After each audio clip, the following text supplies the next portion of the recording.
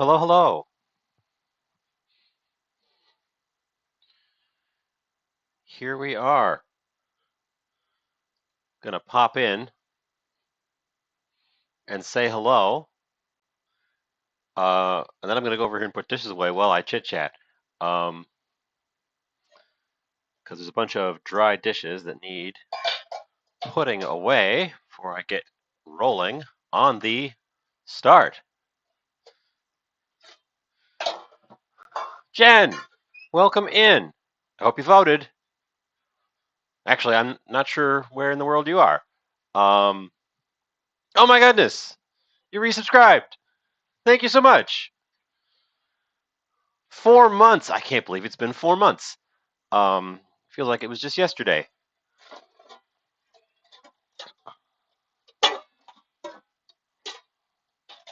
Time flies. Uh, as you can see, I voted.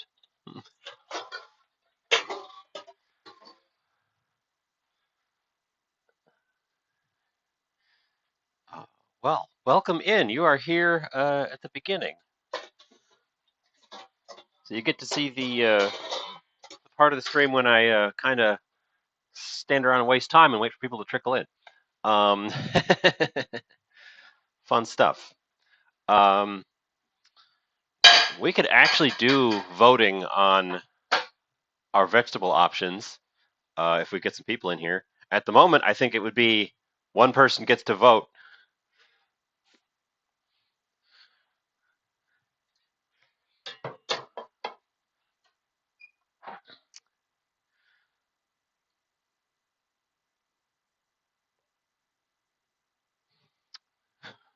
Sounds like there was important stuff on your ballot. Uh, Glad you found the time, went and did it. It is, sadly, not as common as it should be, but here's hoping that we can. Watching those polls, and I know polls are questionable these days because people don't respond to them, but they haven't been looking amazing. Uh, I normally, I normally say ballot is secret and don't tell people who I vote for. Um, I voted straight Democrat this year. The things the Republican Party has been saying are so horrifying for the fate of democracy itself that I had to vote in the way that most likely gets them to not seize power. Uh, Republicans in my state are proposing changing election laws if they win this year to ensure that they cannot lose in the future. And they have not been shy about saying it. And that's terrifying. So I'm apprehensive. It is incredibly undemocratic. And once upon a time, they would have walked those things back. But now that's the operating procedure. That is their plan. Since 2020, since the well-known events of 2020, the plan is just to win any cost. Even if you lose, make sure that you instead win. It's horrifying, and I really hope they get slapped around and are forced to withdraw from this tactic. And I just miss I just miss having a conservative party that I can disagree with politically instead of one that is just trying to tear down institutions. Uh, like I don't. I strongly believe that they have some bad ideas, but they have some good ideas. They just need to like do the ideas. Mabuda hurts. That is a clever name. Welcome in from Finland.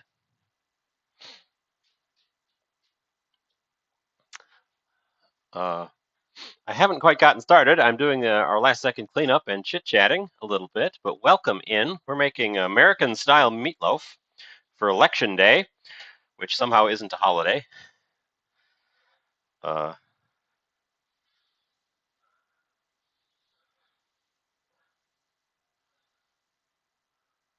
it was a little bit of a dishwater puddle over here I'm wiping up. We're going to wash our hands because dishwater puddles are a little bit soapy usually. Okay. But yeah, so Spear, howdy do?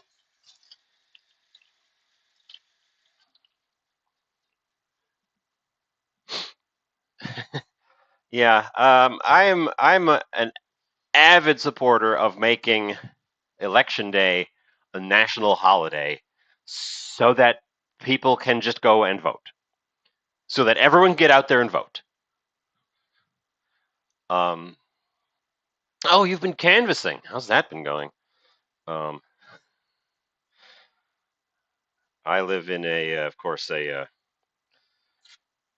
gerrymandered Democrat bastion, so there's not a lot of canvassing going on because both parties have resigned the area to go hard Democrat without even having to try. So that's that's another terrible thing.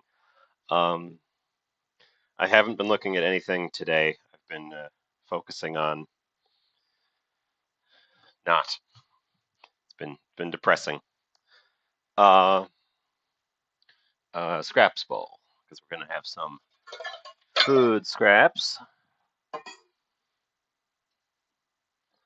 Uh, my city used to be split down the middle, and there was the north side and the south side, and then they gerrymandered it to make the city one absolutely uber secured district, and then they could scrape chunks off of the outside and blend them into the surrounding big rural spaces to make a bunch of little uh, opposing districts around the outside. It's it's really obvious when you compare the maps what they did, but we're trapped with it because apparently there's no possible way to make laws against gerrymandering. It just happens. It's horrible. Anyways, dishes are cleaned up. Let me wipe down the. It's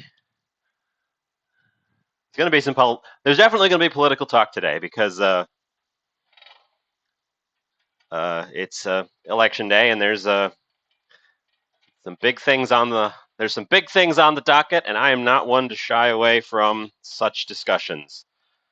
Uh, so as long as we maintain a respectful, well, okay, I'm not even going to say respectful. As long as we maintain a reasonable level of decorum, uh, I will not be putting my foot down on any discussion we've got. Thank you. I wanted it to be super visible, so whack. Everybody can see it there. If you haven't gotten out and voted yet, I assume everyone here has. Um, well, I know some streamers who have clear political views, but want to cordon that off from being an on-stream discussion because they don't want to taint the discussion. But yeah. Anyways, dishes are cleared up, countertops clean. This thing's clean. Uh, yeah. If anyone hasn't voted yet, it's not too late. The polls close at 7, I believe. Um, I did it this morning, and there was actually a whole bunch of people who already had voted ahead of me. So, um, uh, Mabuda, it is election day in the United States today. If so, not not directed at you because you can't vote in U.S. elections from Finland, but directed at our U.S. viewers. It is in fact national elections today. But let's get cooking. Let's get cooking. Uh, move the gentleman up here. Get us to our countertop. I didn't pick up any new ingredients today. Oop, they're actually not quite thawed. I was thawing some meat here in the sink, and it's not quite fully thawed. Oh, Shining Spears first today. All natural ground bison. It's a little bit wet on the outside because it was in a water bath just now.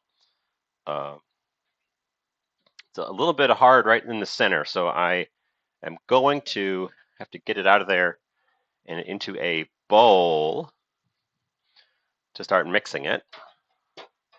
8 p.m., even more time.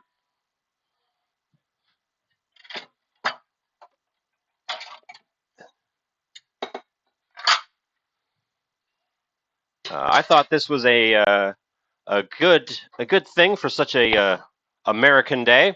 Bison is, of course, the uh, the main meat animal in America. We should probably be raising these instead of beef cattle, because they're better for the land, and they're also less fatty. Although they don't grow as fast, and that's the problem. Got to get this guy out of here. Where's my little? Oh, little scissors are up in the front. Gonna walk away for a sec while I go up to the front. I can keep chatting. Uh,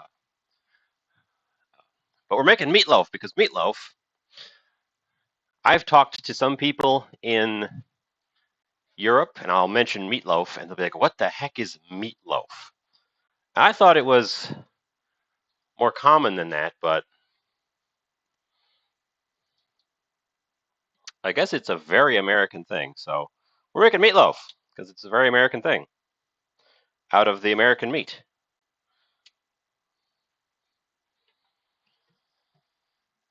But it's not fully thawed, so I gotta get it out of there so I can break up that little chunk in the middle. And we can use up one of these ground bison blocks that I had in my freezer that I've been saving for fun things like this. I'm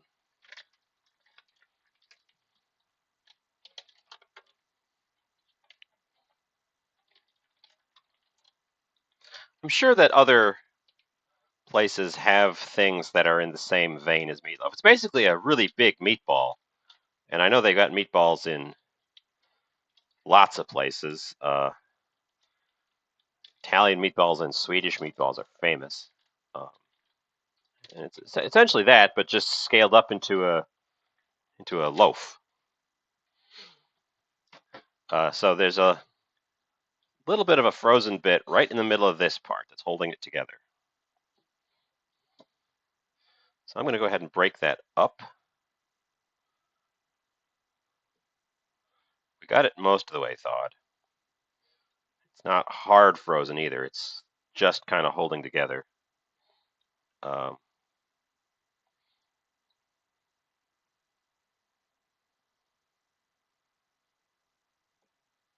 I've got a recipe. I'm following a recipe today from Fox Valley.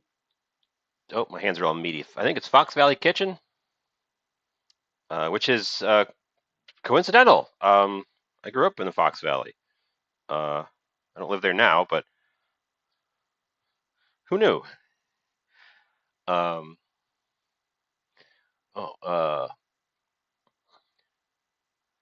yeah, it's not a presidential election year, and that frequently results in a lower turnout, which, unfortunately for the way American politics works, lower turnout favors conservative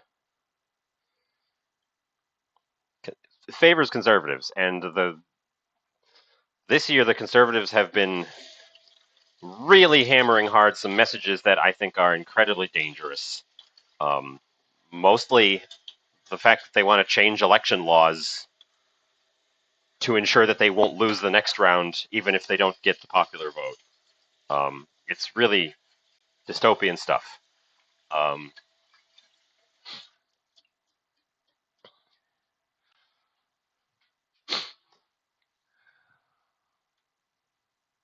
I think it's thawed enough that it'll thaw the rest of the way while I'm assembling other stuff before we get to it. I will wipe up this little bit of meat juice, though. If you've never had bison or cooked with bison, it's very similar to beef, but it's quite a bit leaner. And I think it has a almost sweetness to it, not like a sugary sweetness, but like a, a, a meaty sweetness. I don't know if that's a if that makes sense. It might not make any sense. Um,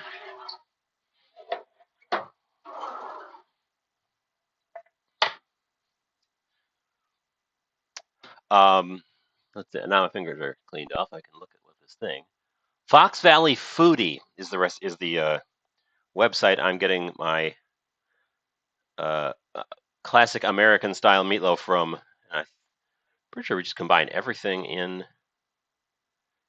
Yeah, because there's going to be a liquid going in here, so I could throw the liquid part in, and that would quickly thaw up that chunk, that the little frozen chunks in the middle. Um, we're actually going to do that. I've got the recipe pulled up on the side here. Um, yeah, I quite like bison, and they're you can raise beef cattle in a way that's beneficial to the land that you're raising them on. Um, a lot of the middle of America historically had huge herds of millions and millions of wild bison. And the landscape adapted to having lots and lots of these large grazing animals living there. And then the American expansion took over the region and killed them off and almost wiped them out completely. And it's possible to raise beef cattle in a way to mimic the effects of those bison herds and support a healthy uh, prairie landscape. I'm two. We've got 2 teaspoons of Worcestershire sauce going in. I'm gonna add all the liquid ingredients directly to the meat now to help it thaw. But if you want to raise bison, they're the animal that was originally there that was very good for the prairie. So just bringing them back and uh, raising them on that land again, we can put back a thing, make the entire environment better, and also harvest them for the meat. So we can still have meat that's not damaging the environment the way these high density beef cattle lots do. A tablespoon of tomato paste. Is that supposed to go in there, or is that in the topping? I know there's a topping glaze. Nope, the tomato paste goes right in the thing. I'm not going to measure that out. I'm just going to eyeball it. That's about a tablespoon. Tomato paste in a tube. Super handy for adding a smaller quantity like that. An egg. An egg needs to go in there.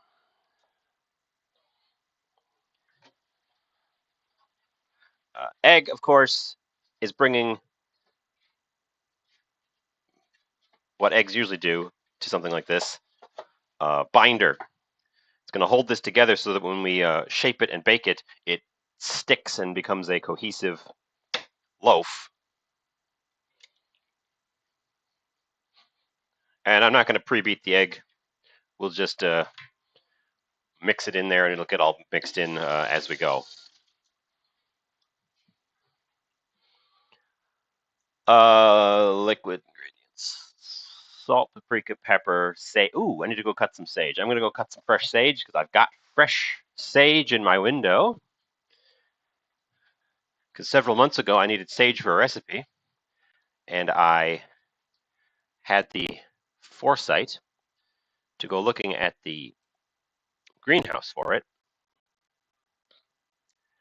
and I got a sage plant for the same price as buying sage from the grocery.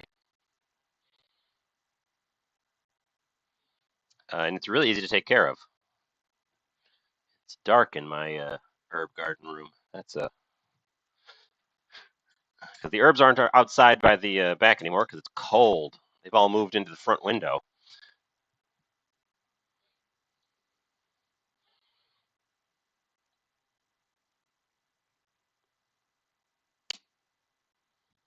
Some leaves. Lose a couple of leaves every time I take a clip of this. Oh, that one was all dried up anyways.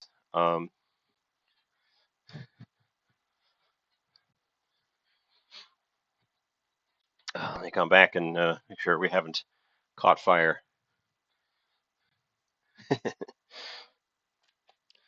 Fresh sage. Since I know I'm going to need it, pick it right now. Get it off of the. Sage is also a local thing. Grows natively. We just don't need the little stemmy bits. Probably don't need that yellow leaf, but it'll be fine. Oh boy, fresh sage smells so nice too. Even see it? I'm just doing it on sort of in the corner here, taking the little stems off because we don't need the little stems.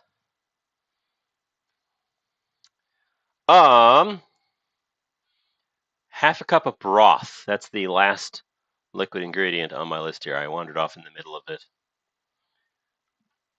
It calls for beef broth. I don't have.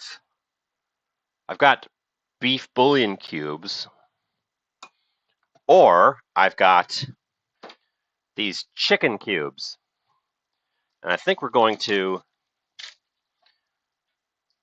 pull out a chicken cube for this. Because also I need to use these guys up as I go, because I need room for more of them because I've already got enough scraps in there to make another batch of stock. So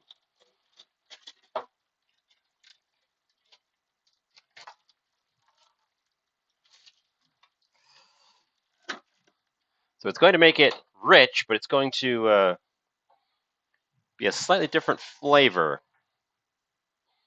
So we'll pop that guy right in there, and then here's a fun trick. The displacement from that thing should be just about a half a cup, or should be just about right, so that if we fill it up to a half a cup, we will have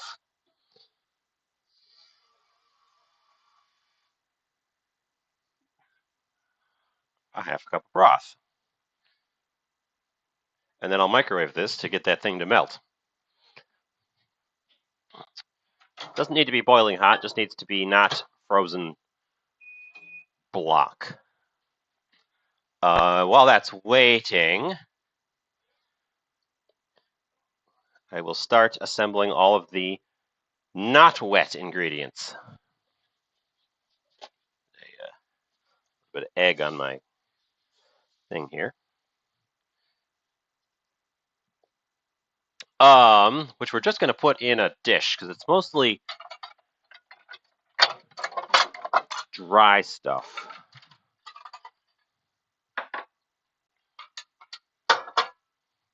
And I'm pulling a couple audibles, changing the recipe here as well. Because we have fresh sage for one thing. So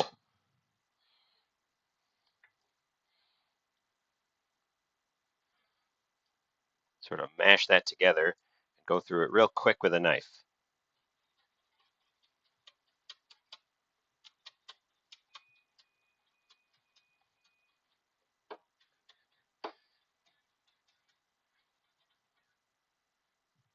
And then just kind of pass through it a couple more times to a really fine little mince, because we want to have little bits of sage everywhere in there if we can. Ooh, I should preheat my oven while I'm thinking about it. I bumped the microphone. What's the temperature? 350. Okay. Make sure there's nothing in there. Yeah. A bad habit of leaving things in the oven, and then when I go to preheat it, I end up heating up something else that's in there. Little bits of sage so that they can be thoroughly incorporated. I'm also going to add to it some of this stuff. I bought it under the name Cuban oregano. My reading about it has shown me that it has at least 10 names, most of them with a regional component, declaring it to be from Cuba, Mexico, or India, and it's actually from South Africa, I think. It's a succulent, semi-succulent. They're very thick, sort of fleshy leaves with a thin fuzz on the outside. And they have a pretty strong oregano-like flavor. And it's much easier, in my experience thus far, having a plant, because I bought a little plant of this and planted it. It's much easier to keep than traditional Italian oregano. It's drought resistant.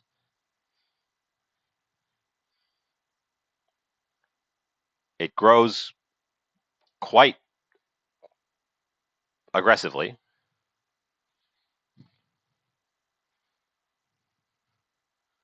And it's going to give us a delightful oregano flavor, which complements meats very well. That oregano flavor is a good complement to meats. You'll see it in things a lot. So far, I've had good experience with.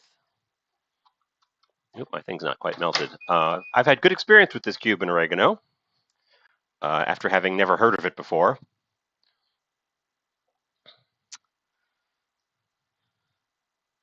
I'm hoping it'll pull. It's going to be its first winter with me, so we're hoping it's going to pull through. A quarter teaspoon of black pepper is unmeasurable, and also that's not enough black pepper. So I'm just going to grind this until I feel good.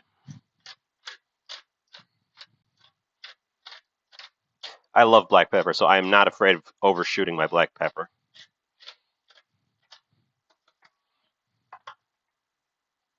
We're also going to level up a little bit. Instead of using standard paprika, I'm going to use smoked paprika, which, again, it wants a quarter teaspoon.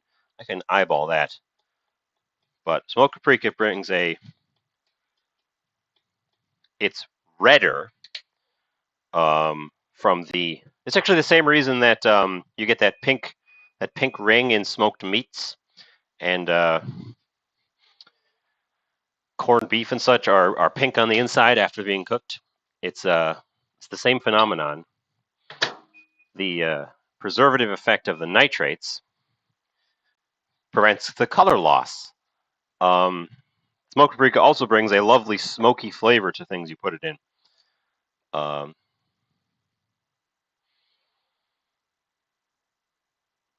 Black pepper, sage, paprika, salt. Again, the measurements on this is weird. 3/4 of a tablespoon of salt.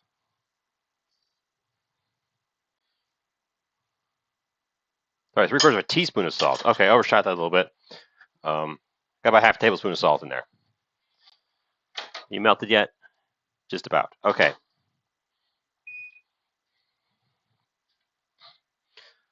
Slightly diluted homemade chicken broth. It's actually steaming now. I'm going to let that cool off a little bit. There's a little chunk still in there, which means it's going to sort of it should equalize it. Egg, breadcrumbs. Breadcrumbs is another thing I'm pulling a quick change on because instead of using seasoned style breadcrumbs, I'm going to use panko, and that's why I added my own oregano because it doesn't call for that. I'm going to use panko, which doesn't have seasoning, but I think gives a nicer texture. Also because I've got panko.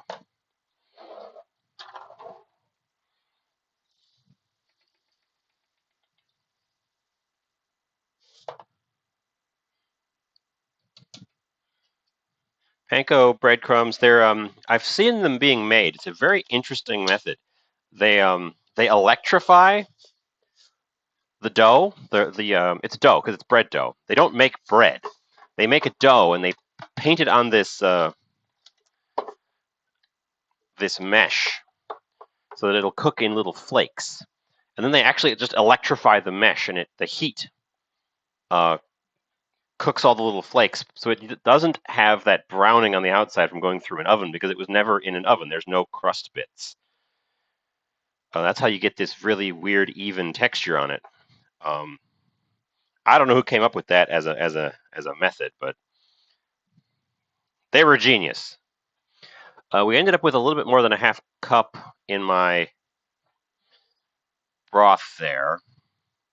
So I'm going to go ahead and pour just a little bit of it off. And I'm going to attempt to use it up elsewhere. I need a little dish to contain it.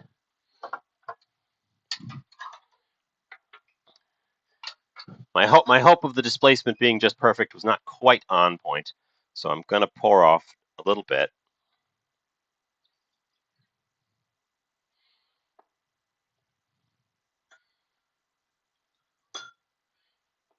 Until we got our half cup, because the amount of dry stuff I'm adding is dependent on the amount of wet stuff, and if I too much wet, this will be too soggy. So we're going to save that. I'm going to end up using that somewhere else. I have an idea. But let's get the remaining wet in there. Okay.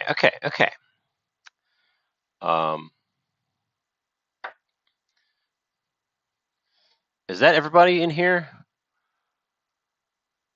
A quarter cup of onion and a quarter cup of Parmesan cheese, or Parmesan cheese, for those who mispronounce it. I don't know how to measure out a quarter cup of grated Parmesan, so I'm going to whack a chunk off and then grate it.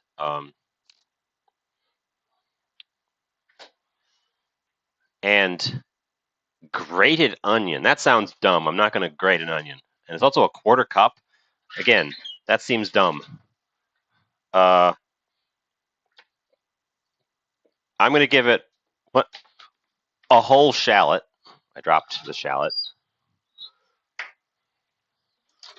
And some garlic instead of grated onion. And maybe we'll throw a little bit of onion powder in there to balance it out. Because this doesn't call for any garlic, which is weird. I can't imagine this without some garlic in it. So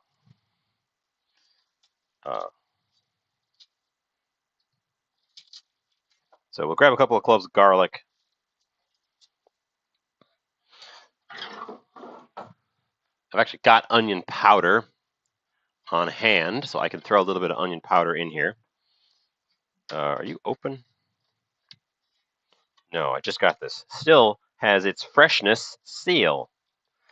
Onion powder is one of those things that is used incredibly heavily in processed foods.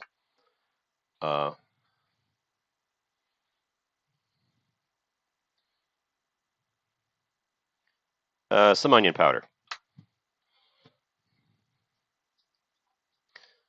Some garlic. Again, I'm not sure why there's no garlic in this, but we're going to throw some fresh garlic in this. So, as always, despite having a recipe and claiming that I'm following a recipe. I'm not following a recipe. I'm using the recipe as a suggestion. I tell you, I was out shopping today looking for ingredients, specifically looking for blue spirulina. And let me tell you, you folks are lucky I didn't find it. I was going to make blue food today in honor of democracy,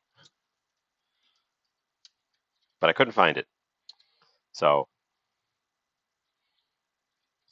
no blue food for me. There's a little creepy bit right on the tip of that garlic, so I guess we'll take that one off, throw it away.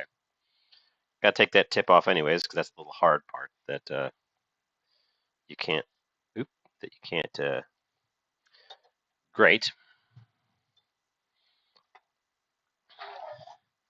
Yeah, I just need to I need to find a place that sells it and order some. What it comes down to. I was hoping that on a whim, I was like, oh, I'll make blue food. So I went looking, see if I could find it today. Closest I could find was green spirulina in a mix, in like a health food supplement thing, and that's not right. First of all, it wasn't blue, and then it's also got other stuff mixed into it. It wasn't just spirulina. Um, the closest thing I could find was the green stuff, and we don't have a Whole Foods. City's not quite big enough for a Whole Foods. I would have to head over to Minneapolis, St. Paul, which is doable, but it's a bit of a trek. Um,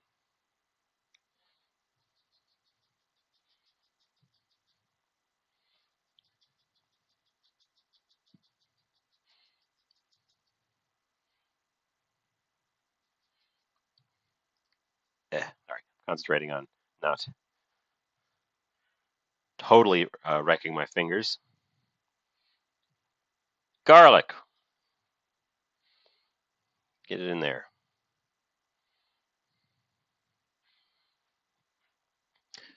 Rinse that guy off. As always, rinse off the thing before it gets really sticky because garlic has more sugar than you think, and it becomes very sticky very fast. Okay, and then finally, minced shallots. Take the tips off, take the skin off.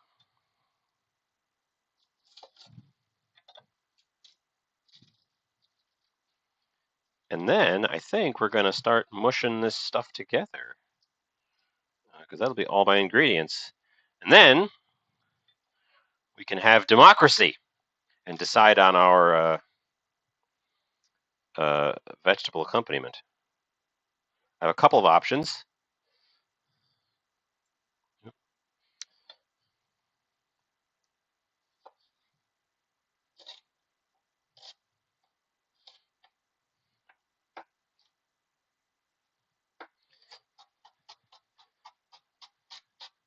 Again, I'm not.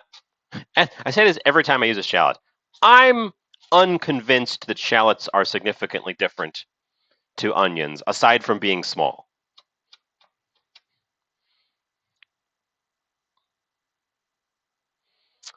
Uh, you know, and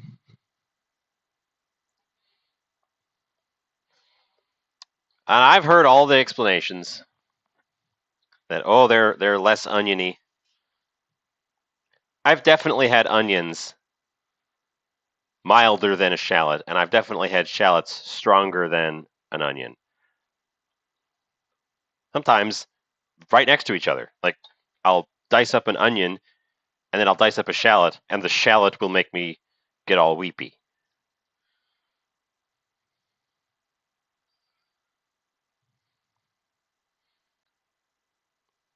I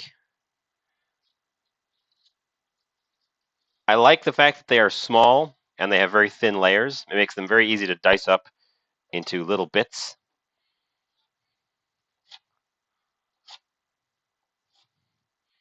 And the nice sort of teardrop shape is also conducive to a nice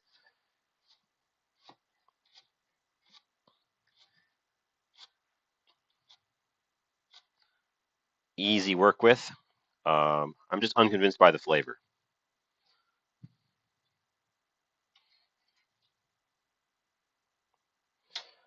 Last ingredient is the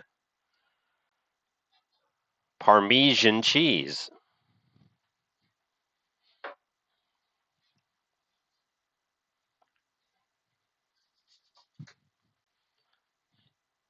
Oh, of course, that's why I needed to wash off the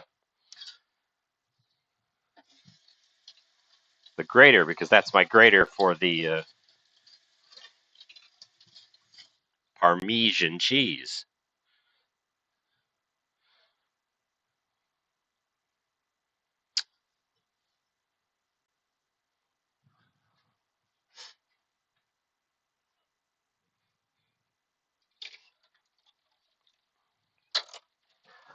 Which I'm not going to put in the bowl with the dry stuff. I'm going to grate it right into the bowl with the eggs and meats and stuff. And I guess I'm going to eyeball a quarter cup.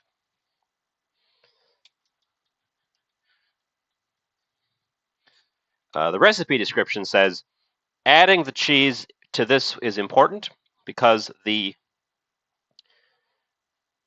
bison is less fatty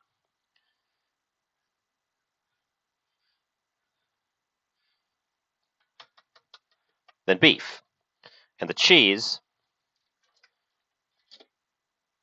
brings some of that fattiness back into it, along with delicious Parmesan cheese flavor.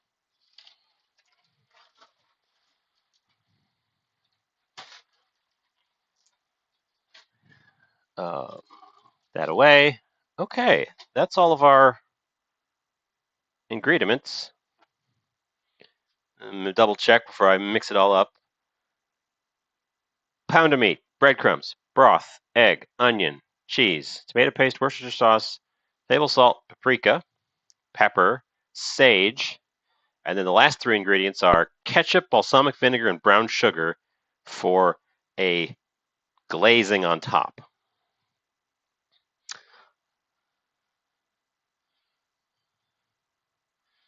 So, get to it.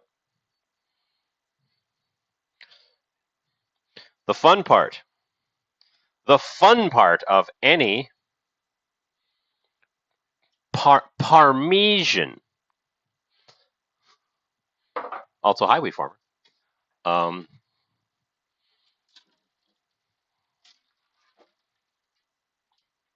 Parmesan.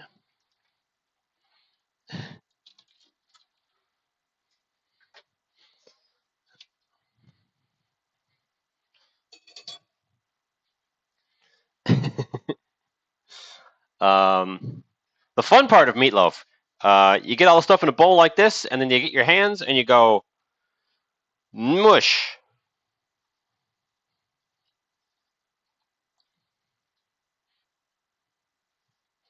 Nope, I'm doing it with my fingers.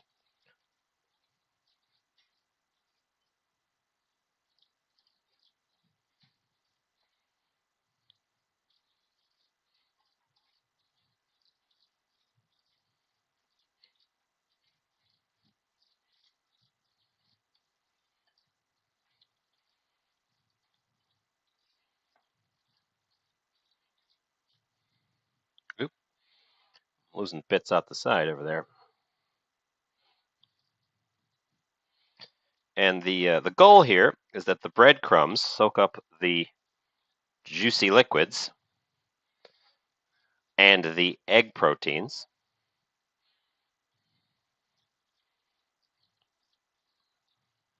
and hold on to them.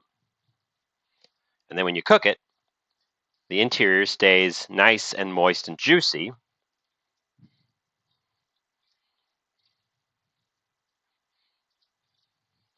We just got to make sure that it's well incorporated. And I'm not afraid of over mixing it. Like if you're making a burger, you don't want to, you want to make sure that you're not over mixing the meat.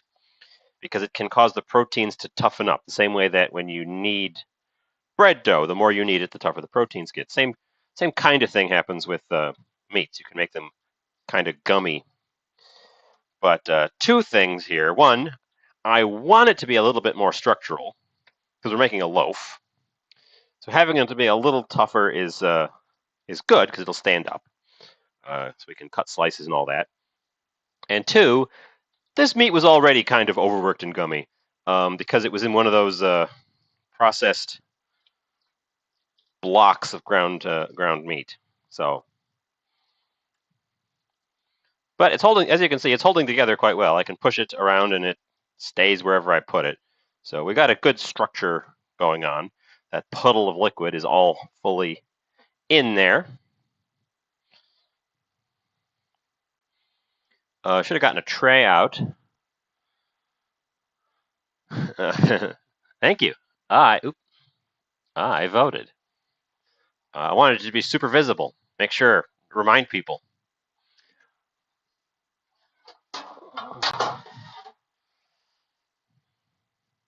We don't need an enormous tray for this because it's the only thing going on the tray. So it's going to be like a loaf in the middle. I am going to put down, set this aside for a sec.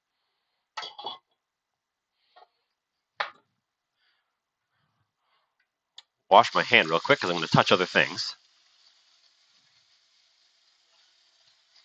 We're going to put down a layer of parchment underneath it. I think parchment's the right choice.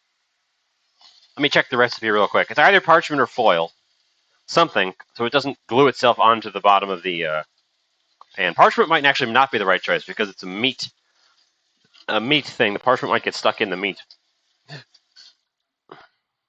What do you guys think? Parchment or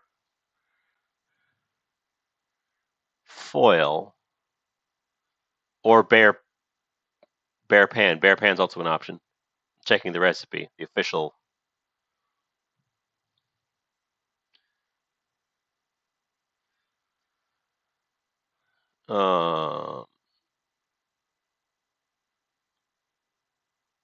Oh, it actually does not say.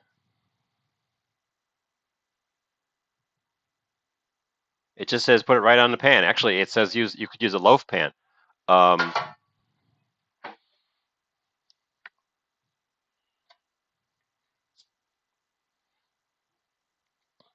Think that's the right size? It's going to be very long and square shaped. I think my larger loaf pans are too chunky. It's our first vote. Our first vote. Which one? Psh. This one's got much more prismy edges and it's long and narrow.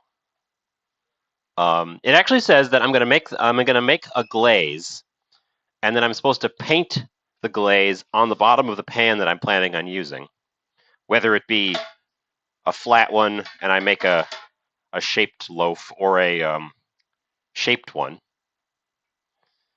and then also glaze the top. So we got to pick our pan because we got to glaze the pan.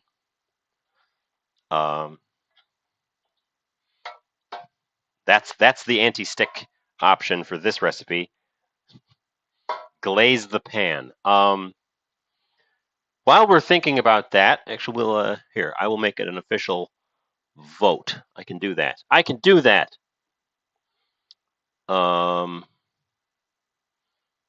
Which one of these is that?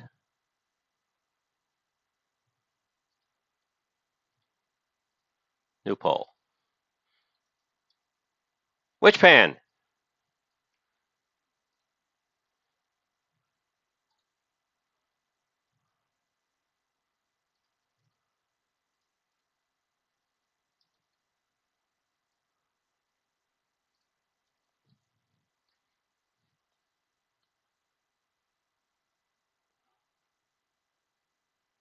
Uh, Bam. Poll in progress.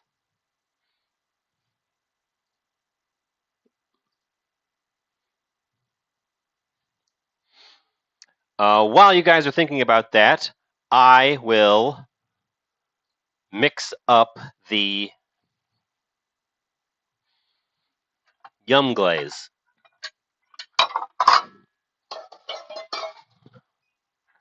which is composed of ketchup, balsamic vinegar, and brown sugar. And we know how I feel about brown sugar. I don't.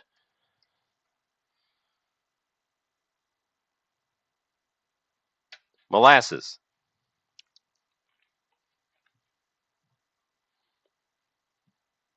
It actually only calls for a tablespoon of brown sugar, so I probably only need a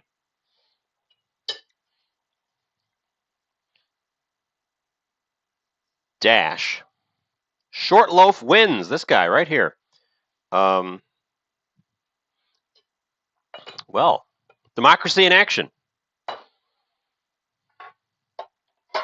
We'll put the other guys away, I guess.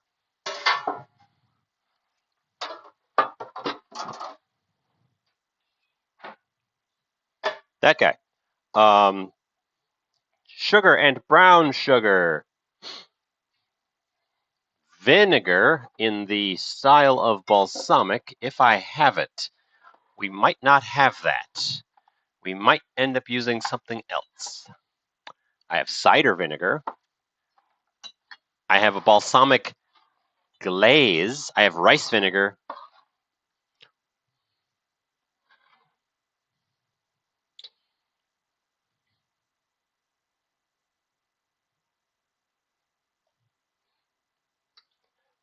Balsamic glaze. And a splash of apple vinegar to thin it out because it's thick.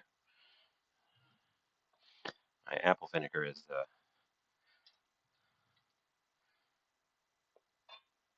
splash. It's not quite as super thick. Balsamic glaze is concentrate balsamic vinegar and sugar. So it's already got sugar in it. Probably could have just used that. Now we could use the standard, here's another option thing. We could use the standard tomato ketchup, or, because it's me, we also have banana ketchup left over, which could make for an interesting twist. Or we can go really off the wall, and this stuff is kind of like ketchup. Sweet chili sauce.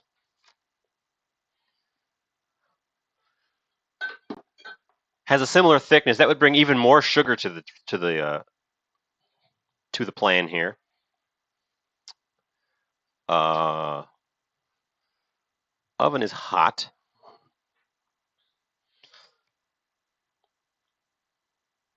Should I do another full vote?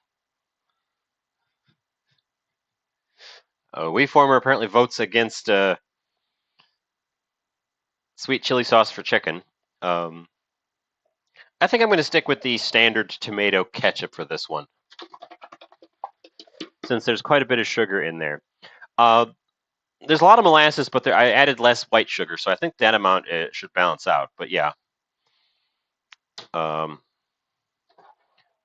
it wants quite a bit of ketchup, so I'm not gonna use the measuring scoop to actually measure it, but I'm going to have the measuring scoop sit next to it so I can eyeball it. Oop.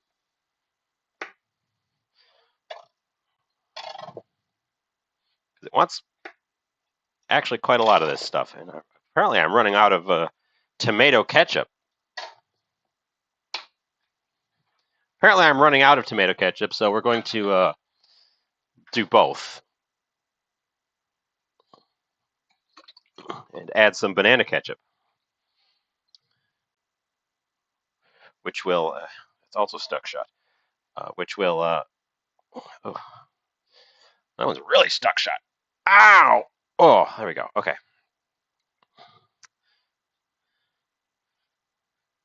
The banana ketchup will bring some lovely red dye to our plan here. It wants a third of a cup.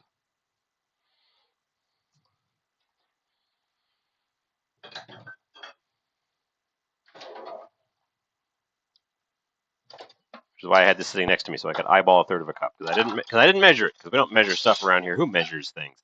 And then we mix this together.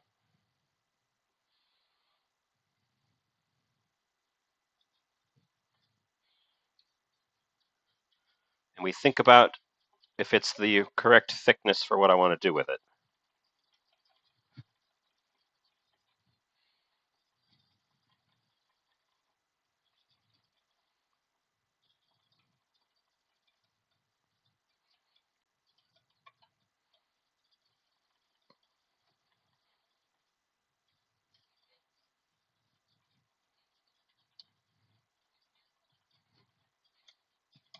Eh, yeah, that should be pretty easy to brush on with my brush. My brushy brush. That's a good idea. Let's give it a taste. It tastes like extra tangy, extra sweet ketchup. It's got it kind of hits you in the corner of your jaw with a sour tang, much more than regular ketchup does, but then it also hits you with some sweetness. But ultimately tastes like ketchup. Tomato flavor is still dominant. I think it works. I think it's going to be fine. As always, it's going to be fine. Don't worry about it.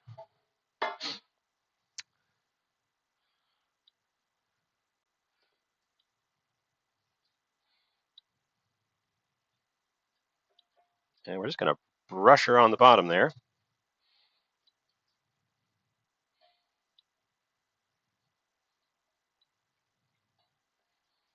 So my plan at the moment, and please, if I sound like a crazy person, jump in and tell me I'm wrong. My plan at the moment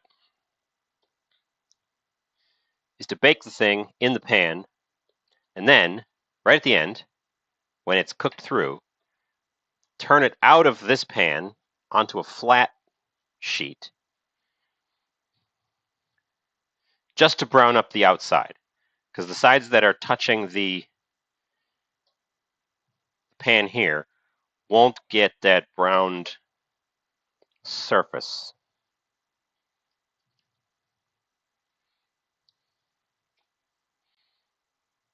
We kind of made a quick, dirty homemade barbecue sauce because it's sweet, it's tangy, it's got the consistency of barbecue sauce.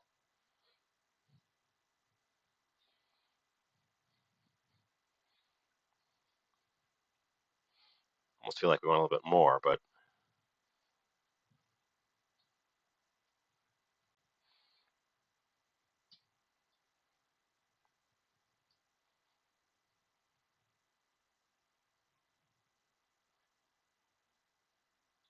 okay. Let's get shaping, which is super easy because the thing is going to shape it for us. Um,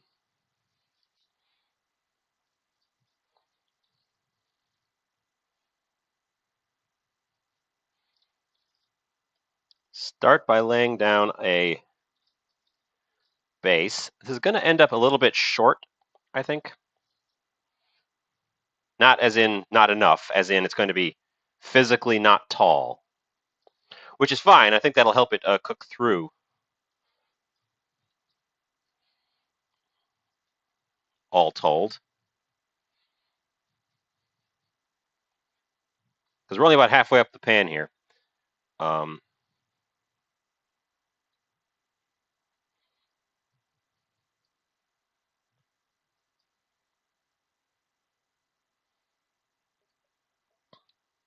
I would like to even it out as much as possible as well, and also push it down to ensure that there's no air pockets underneath.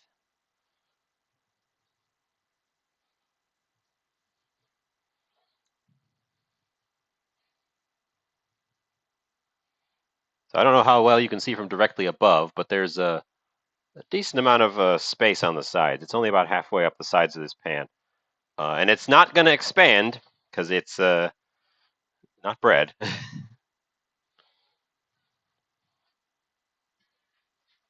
Rinse my fingies off real quick.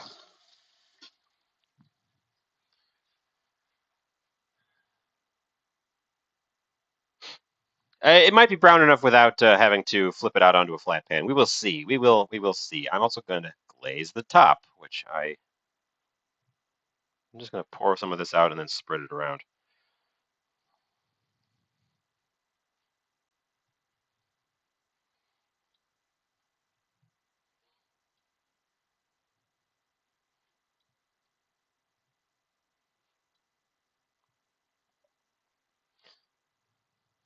I've also seen it done where a loaf pan is used just to shape the loaf, and then it's flipped onto a flat pan to bake standing tall. And the purpose of the loaf pan is purely to create that nice perfect shape. That also would have been a possibility. But I guess I'm committed to this now because I've greased the pan with our glaze, and I'm glazing the heck out of the loaf as well. So, okay. And our oven's already hot because it's been that long.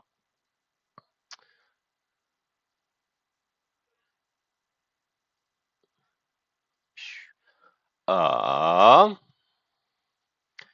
which is fine because it's going to need to be in there for a while. It says 40 minutes, but use a thermometer. So we're going to put it in for 40 minutes, probably 30 minutes, and start checking it.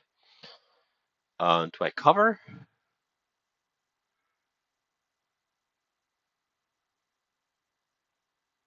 No. Okay, in it goes. Set that aside. And meatloaf. It's ready to rock.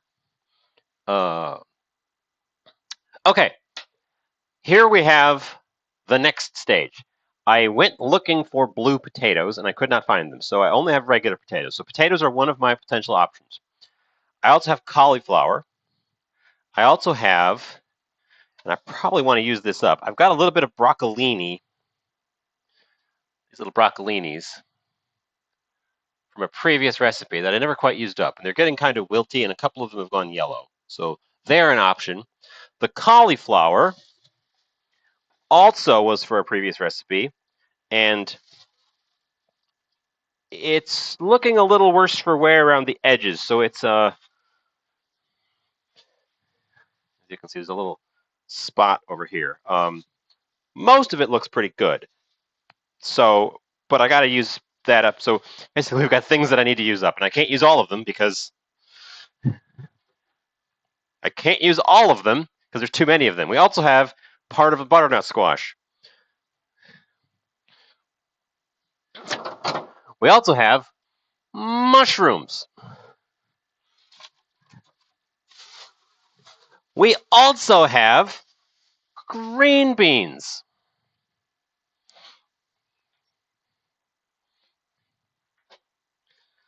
These are all things I have on hand that need some kind of using up, as well as a sweet potato or regular potato. So, democracy.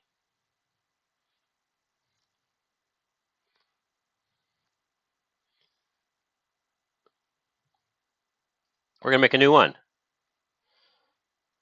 Democratically elected vegetables.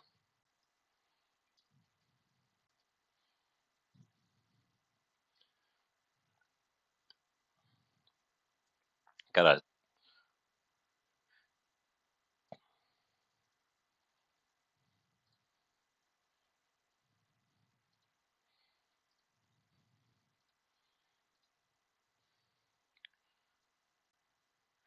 I have more options than I have.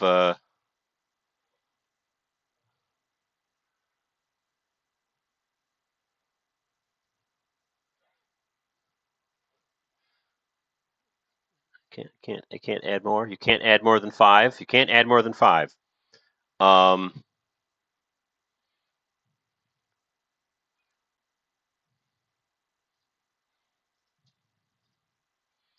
okay, we're gonna split it this way. There's gonna be a four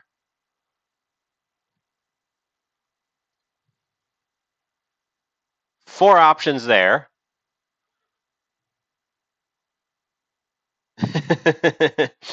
The meatloaf just went in the oven. Welcome in. Name unavailable. Um, we are with the meatloaf just went in. I don't want to take it out because it just started baking. And now we are democratically selecting, in honor of the day, the vegetables that will go with our uh, meatloaf. And I'm going to divide it into two sections. So we've got these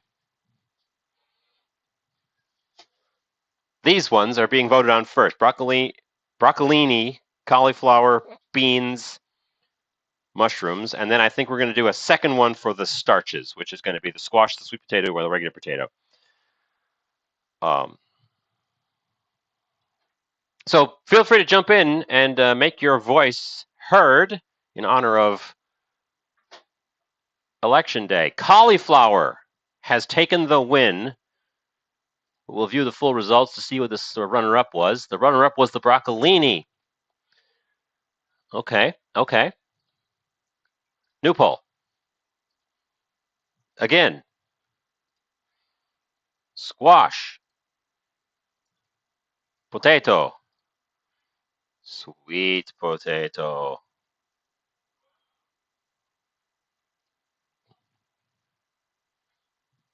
The cauliflower wins, so I guess I'm going to put the beans and the mushrooms back, which I am kind of glad that they lost because they are the least old of the things I've got here.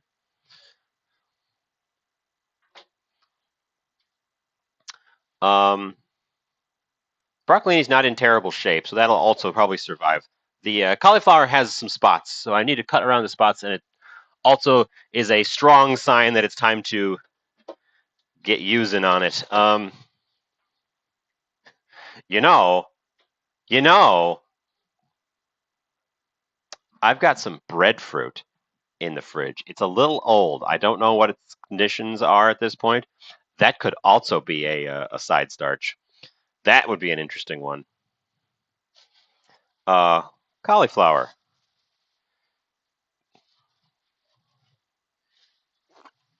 squash. Okay, these are our sides, I guess. Unless someone wants.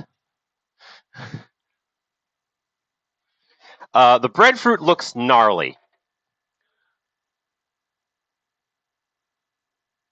because it's developed mold on the outside, and I'm hesitant to work with it because it has developed mold on the outside. Um,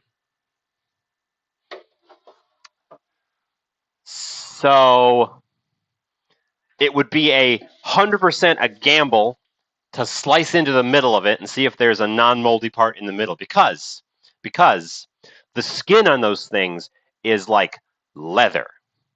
So it's potential that the interior is unaffected by the mold, but I would have to whack it in half to see. And there's a high risk of it just being total loss. Um, okay, I got to think of how to use these guys. Squash. I'm gonna cut the dried up edge of the squash off there. There is a little part that we're just going to lose straight up.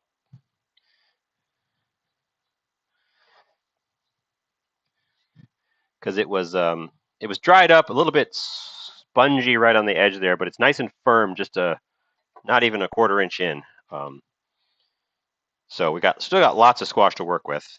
Um, Cauliflower is going to be a little bit trickier because there are a couple spots I want to work around.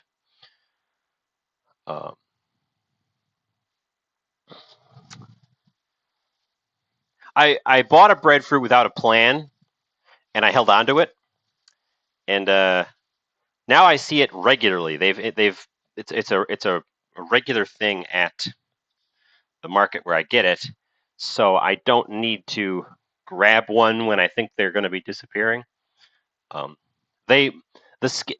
The reason I'm not going to just toss it because it's got some mold on the outside is because they all have mold on the outside. The skin has this sort of white mildew on the outside by default.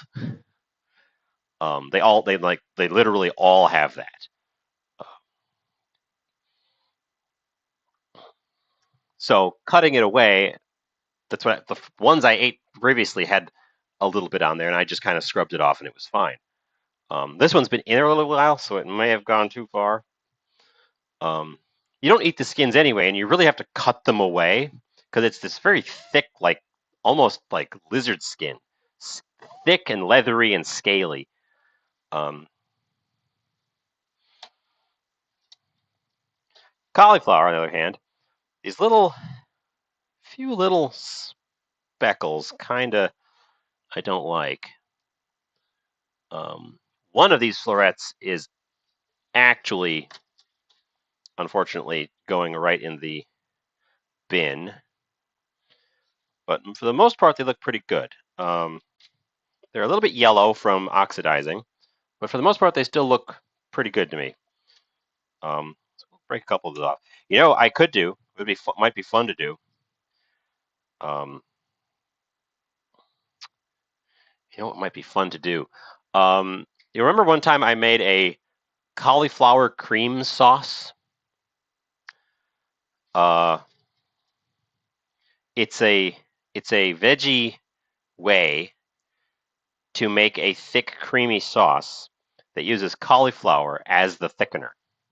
We'll have to do it. If I want to do it, I'll have to do it quick because it needs to be boiled quite a lot. Uh,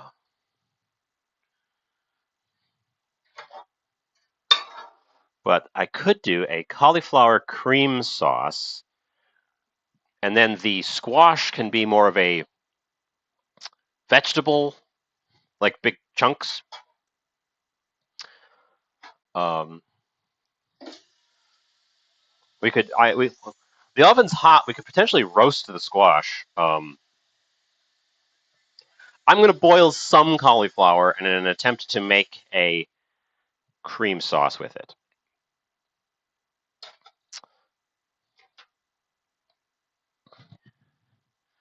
Uh, there's no actual cream in the cauliflower cream sauce either. It literally uses the cauliflower to imitate uh, a thick cream sauce. So it's if you make it right. Now, I don't think I made it perfectly the last time, but if you make it right, it's supposed to be a vegan alternative to like a thick Alfredo type cream sauce, which is cool. I might not go all the way on that since we do have a little bit of chicken broth to use up. I may end up using that to zhuzh up the sauce a little bit. I am kind of constructing a recipe on the fly now. I had the meatloaf in mind before we started and knew what I was doing, and now I guess I'm concocting as I go. Let me get this pan back out. I think we're going to roast part of our squash.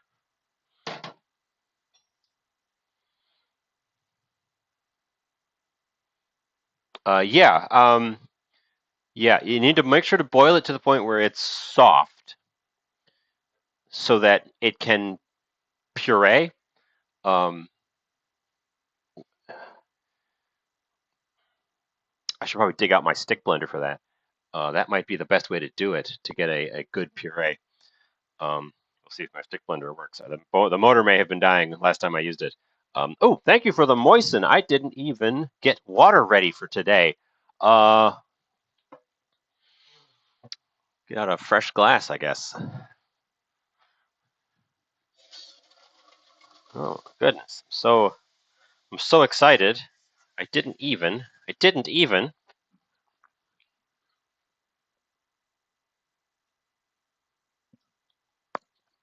Moist.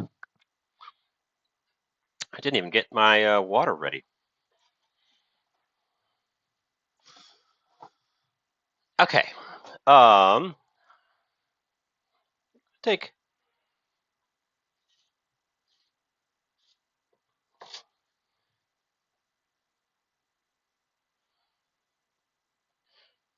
two big chunks off of this guy.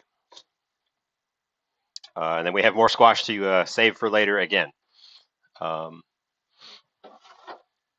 I love butternut squash. It keeps pretty well, and it's a tasty, and it's so much easier to work with than pumpkin.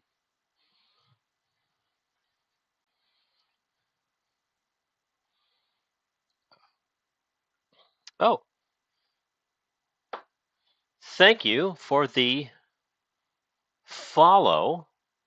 Can't even see how long ago that was. 1 minute ago. Thank you for the follow. I appreciate it. I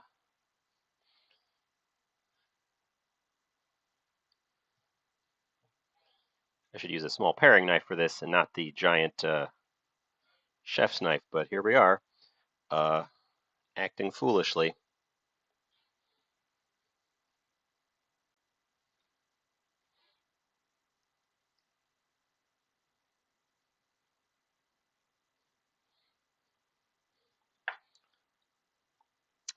And just a tiny bit of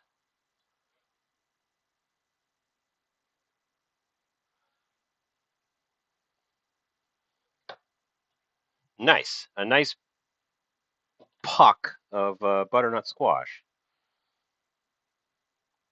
So as long as I've got a bunch of people here, I've been thinking about what I could do to expand the scope of the channel. At the moment, as you know, I am focused on cooking. And the standard thing for Twitch is obviously games, video games. I could do that. I could stick to focusing on cooking. Potentially lean into that even harder. That one can come off in a nice clean arc.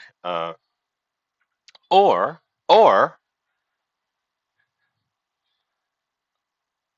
building Legos. I've seen a couple people do it, and it intrigues me.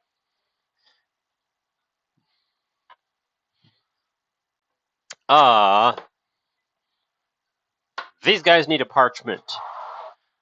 These guys actually need parchment. Well, I don't know. I haven't set any schedules. I'm testing the waters, and your enthusiastic response suggests that maybe Legos is a good idea. That's why I asked. See if I could get a positive response.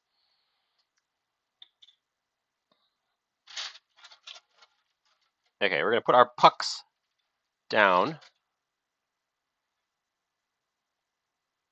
Well, there's a lot of gamers out there, but also that's where a lot of the viewers are. So if I want to grow the channel, I may need to court them.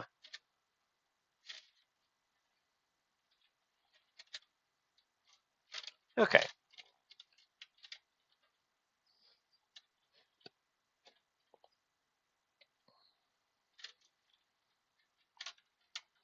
I'm going to roast these. That's why I'm oiling them now.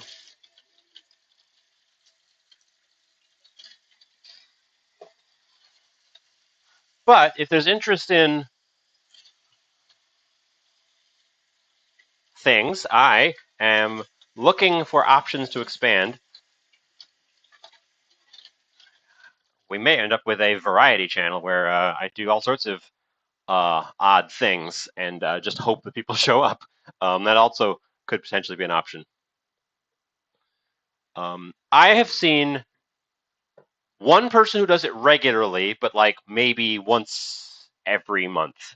and I've seen one stream where there was hundreds of people watching, and he's never done a Lego thing before or since. It was a one-time thing where he got a set and he made it live. Um, so I've seen I've seen both potential directions with it. Um, we're salting the tops of these guys, and that's already at 350. So I'm just going to put the pucks right in there. I know I can do whatever, and some people will show up to egg me on to whatever. But I also have an eye on tricking people to show, an eye on doing something that actually people want to watch. So the water over there is boiling. So we're going to hack up some of this cauliflower.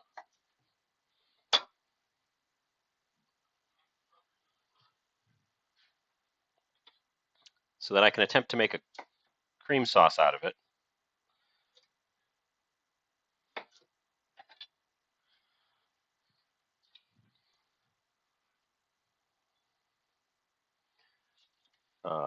I would have to also retrieve some Legos if I wanted to do that. It wouldn't be a thing where I could do it at the drop of a hat unless I prepare for it.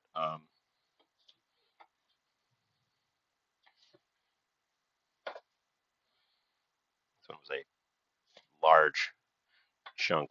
That should be enough cauliflower to make a creamy sauce. Oop.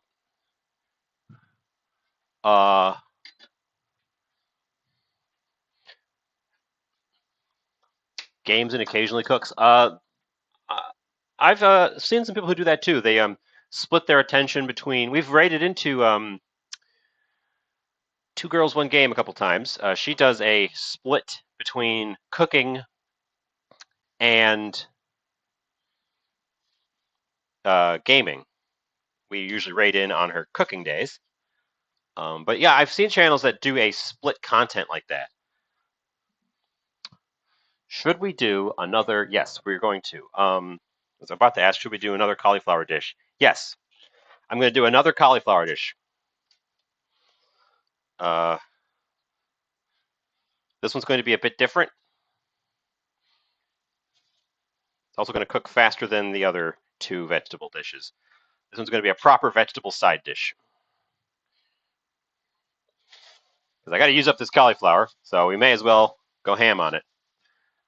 I'll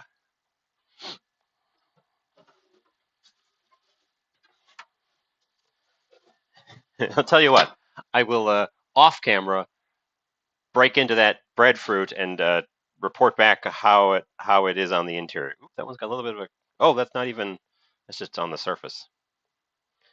I could play cooking games. I do have a slight concern about games because although my computer's processor can handle it, it has heat issues, and I'm worried if I run a game that is too intensive alongside OBS, it might overheat.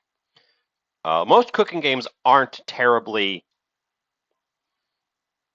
processor intense, though, so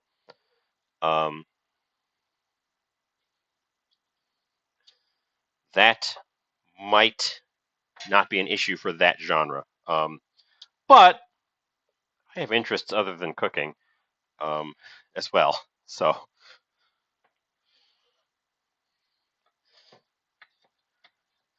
don't want to railroad myself too hard. I'm going to take this thick stem piece, dice it up real small, and throw it in with those boiling other chunks. My other major hobby is the world's premier, most expensive trading card game, Magic. I could solicit donations from the audience and buy $1,000 packs of cards and open them and lose all that money. Um,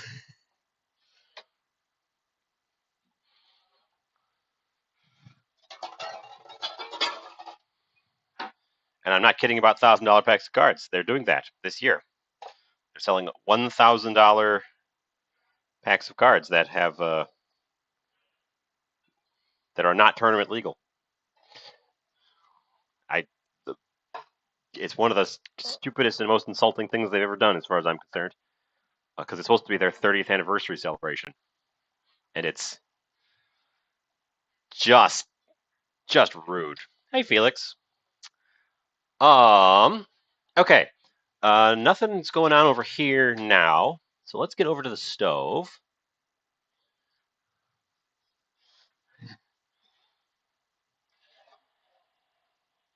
Those need to boil until they are well softened. I don't have a timer going on the squash, so I'm gonna have to eyeball that as well. Those pucks were quite thick, so they're gonna take some time. The meatloaf is going to be temperature based. I think what we're going to do with this stuff is I'm going to make a curried cauliflower as a side dish,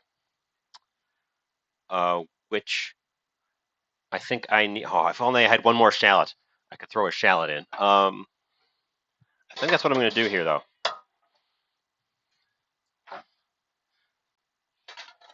So it's not going to be curry. It's going to be curry powder sautéed cauliflower.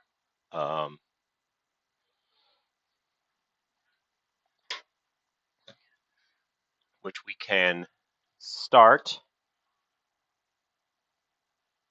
some oil and part of an onion, I guess.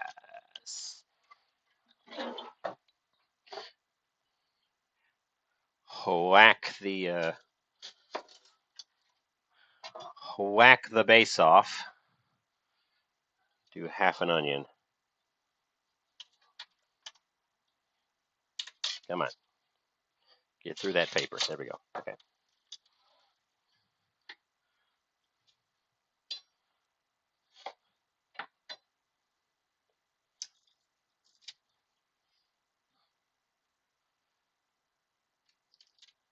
Okay. Here's a reminder to everyone, because we have more people than we did when we started. If you have not voted yet, there is still time in most places in the U.S. Don't let it slip away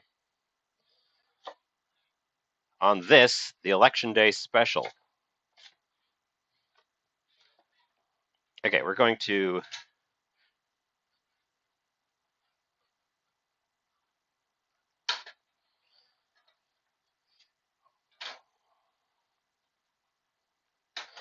start off some onions with some salt. Them broken up a little bit. I want these to sweat down quite a lot. We're looking for not caramelized onions, but we're heading in that direction with them.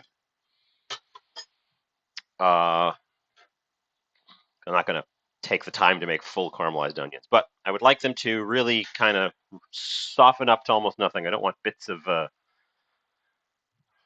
solid onion in the finished dish here. Because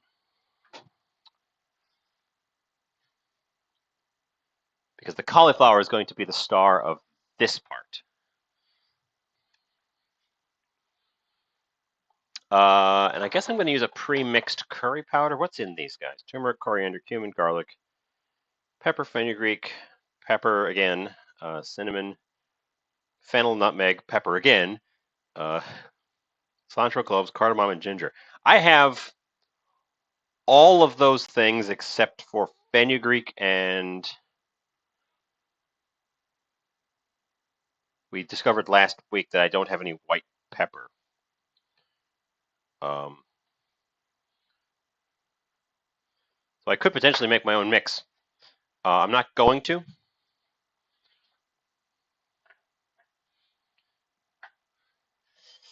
But if I was making this straight up, I would probably use a yogurt base to carry the curry flavor and sauce up the sauteed cauliflowers. Since we're making a cauliflower cream sauce, I think I will take part of that and use it as the creamy sauce base for the rest of my cauliflower.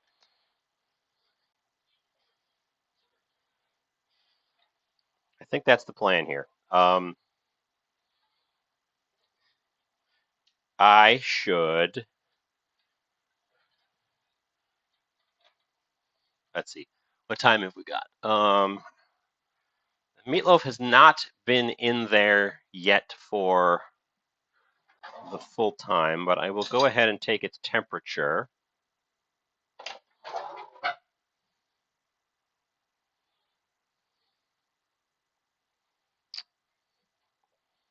Drop something. Oh, little bits of cauliflower. That's what I'm stepping on. The florets kind of exploded on me. We're going to take its temperature. I don't think I'm going to replicate the tartness. I don't think I'm going to replicate the tang of the yogurt. I think we're going to go for a different flavor.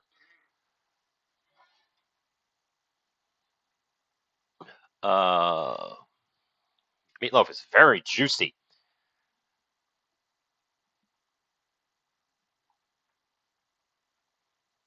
And it's not quite up to temperature either. So I guess it's going to stay in there for some more time.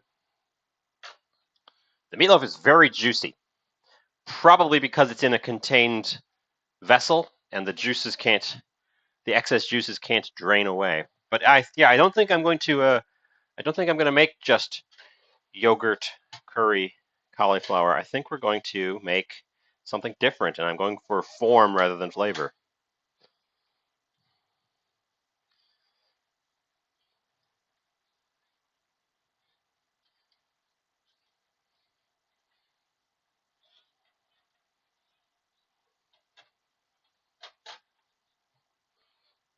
I'm also slightly concerned that the meatloaf might be too juicy, might be too liquidy. We might actually need to do something about that to avoid it being soup. Uh,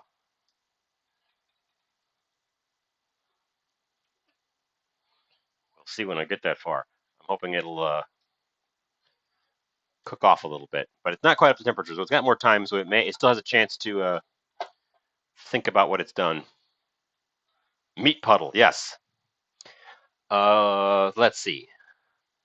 The onions are softening up. The cauliflower is boiling. Let's pull one out and test it for softness.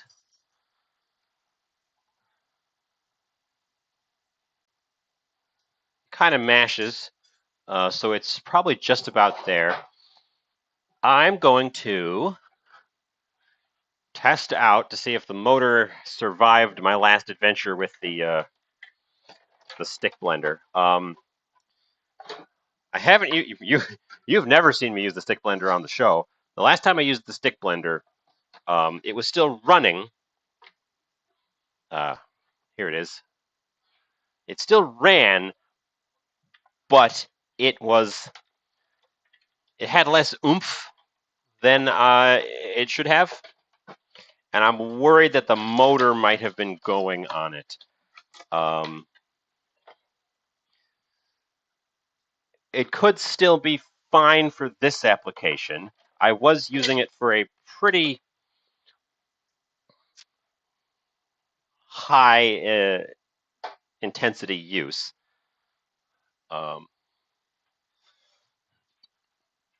So just blending up some cauliflower could be fine. I'm we'll see. It still spins, so I can bring us back over to our countertop and point the thing at you and go unlock spin. The end spin. So the motor's not dead. It was just felt like it was losing a little bit of power. So we will see. But that would be ideal for blending this thing up, because then I don't have to put it into a blender, the tall blender. This is much easier to clean, much easier to use overall.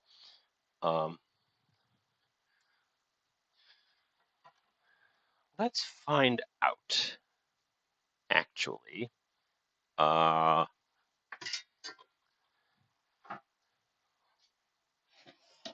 Okay. Drain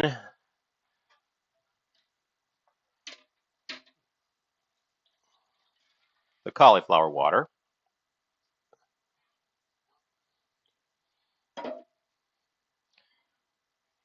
Put the cauliflower back in. Now this is just naked cauliflower that has been boiled. This is just naked cauliflower that has been boiled.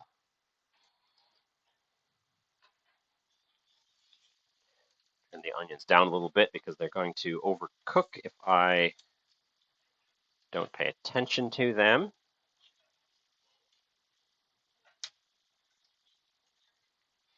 Because we're looking for them to soften up more than brown. I had them a little bit too high for that. So get them down a little bit. Let them cook away.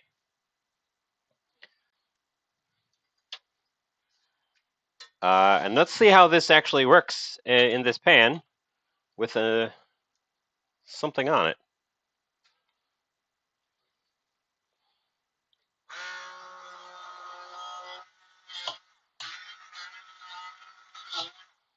Okay, I think it needs a smaller vessel. I can do this, but I can't do it in the pot.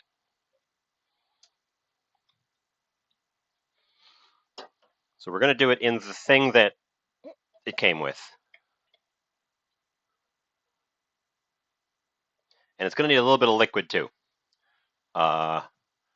which is not going to be a problem, if you'll recall. We have a little bit of liquid. It's going to make this not vegan because it's chicken liquid.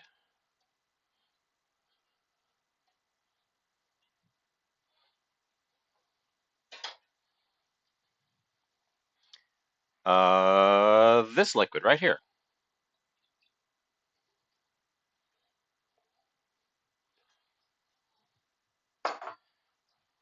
And then we shall have at it.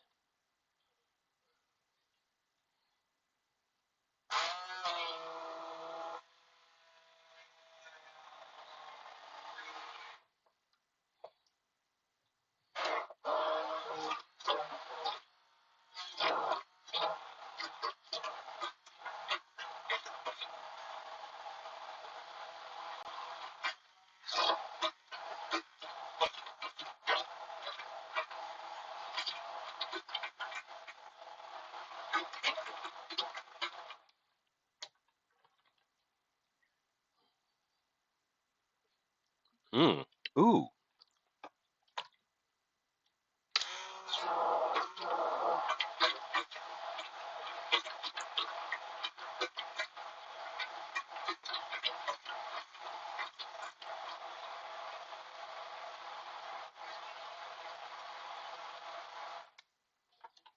Okay. That worked great. It looks like the consistency of mashed potato. When you look at it, it kind of has that look to it. It's super, super smooth on the mouth.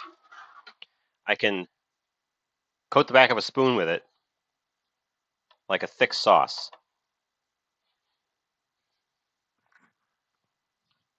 It's so creamy in the mouth. There's no bits at all. It's like It's like velvety in your mouth.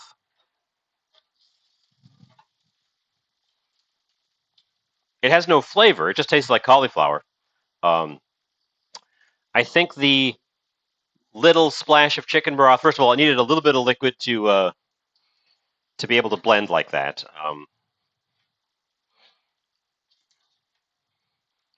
A little splash of the boiling liquid would have worked, but I think the little bit of chicken broth gave it just a hint of unctuousness. Helps the texture a little bit. But no, that was great. That's an excellent texture. It has no salt in it, and it does need a little bit of salt. So we're going to give it a pinch of salt and just stir that in with a spoon. We didn't salt our cauliflower water, but no, that's exactly what I was going for. This is better than the last time I tried this. Give it a taste again. Again, look at how I can scoop it like mashed potatoes, but it kind of falls. It's thicker than a cream sauce. Ooh, yeah, okay. Perfect. Perfect. Perfect. Wow, okay. I was afraid that wouldn't work. I was afraid that was going to be a fail. But it was not. Let's get over to our stovetop. Chuck our cauliflower in our pan. Heat up. We want to brown off the cauliflower and soften it, but it's going to be tender bite to it.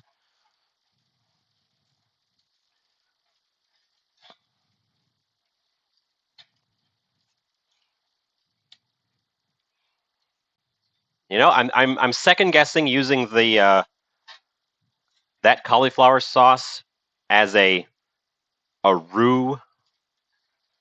That's what it's like. That's the consistency. What it is. It's like a light roux. I wonder if it would function like a roux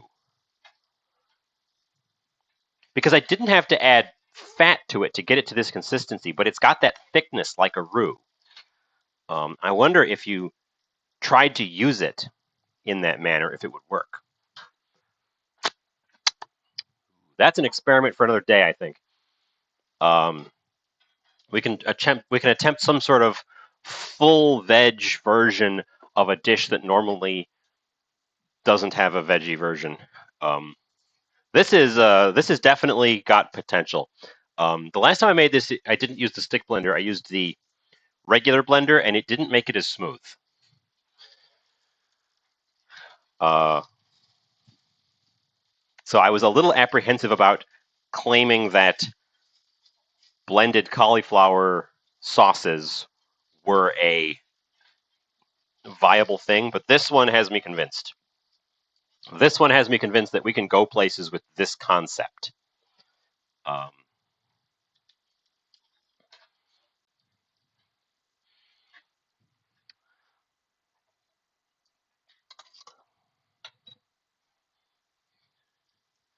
so I'm going to actually curry the cauliflower directly and give it a splash of water. Ooh.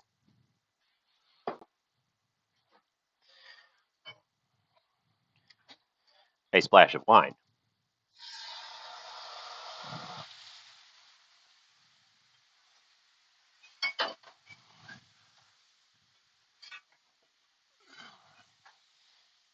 A splash of wine and a lid, because we're going to steam it up a little bit to get it to soften. I kind of want this sauce to be a plate sauce rather than mixed into the cauliflower. I want it to. I'm proud of it to the point where I want it to be noticeable on the plate. So I guess I'm going to build a sauce right in our dish here. Grind a little bit of black pepper in there. Stir it in. That would have been a thing for white pepper because you wouldn't be able to see the bits then. Mm. God, it's pretty good just as is. All that's in there is salt, a tiny bit of chicken stock, and now some black pepper. And it's kind of good as is. I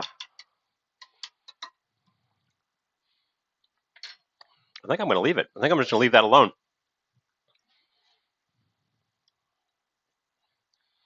It's so interesting. Let's take the temperature of our meatloaf, since things are now just kind of sitting on the sides. So let's take the temperature of our meatloaf and maybe ask it about its electoral preferences. No, it's the puddle it's forming. It's definitely hit the temperature, so it's coming out because there's no reason to overcook the meat part. There it is. There's the thing. Let's swap these. Actually, I'm going to bring it over to the board so we can have a closer look at it.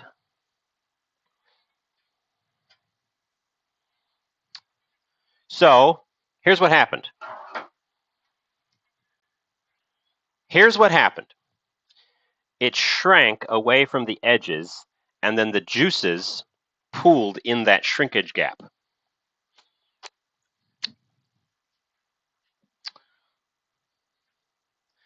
Um, which I don't think was supposed to happen. And it makes me think that the sides are definitely not browned.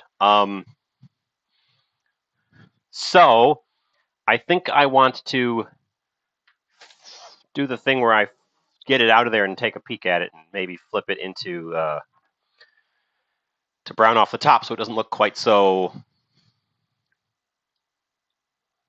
unappealing. It doesn't look super appealing to me as is. Gonna push my cauliflowers around.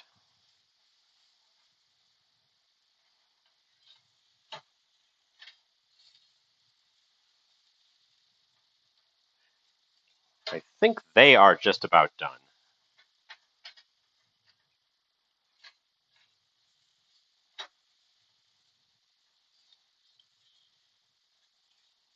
Again, we're going for firm but cooked on the curried ones. I think they're just about done, and I'm going to take advantage and leave them in under the lid. Um, yeah, more fat came out than I was expecting as well, and then it kind of squidged up. So I think we got to get it out of there so we can try to finish it off on a flat pan. The problem is my small flat pan is currently in use because it has the squash pucks on it. And they are not done. They have not browned on the top yet. They're going to be in there until they've noticeably browned on the top.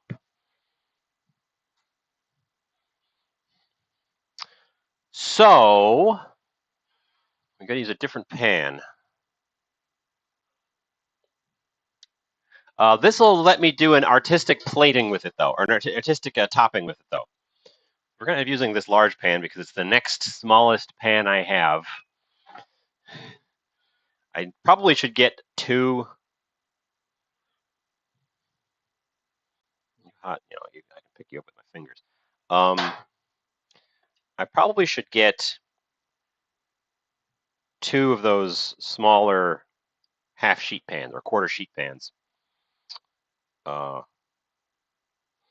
going to drain that liquid off as well. We're not going to just lose that. We're going to drain that off into a vessel.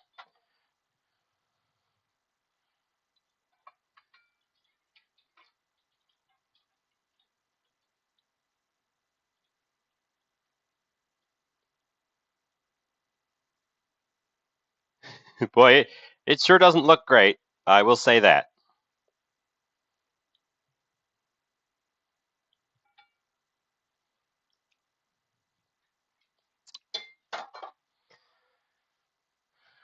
Quite a lot came out of that. Yeah, unexpected amount of liquid came out of that. Um, I measured it, and right in the center, it was 167. I can do it again.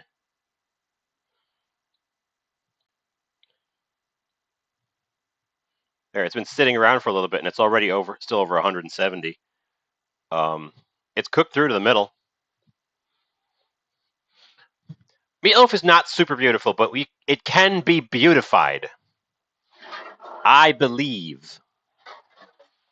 I believe.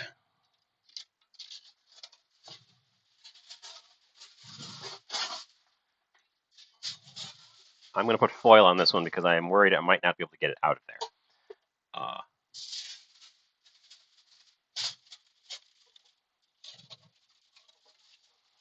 and also so that I can make a little lip and contain the juiciness.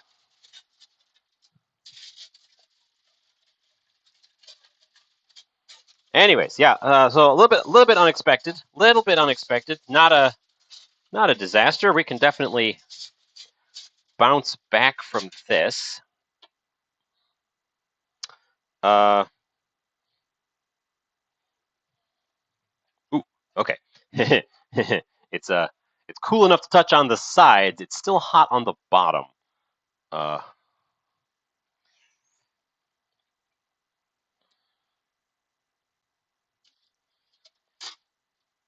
oh, it broke.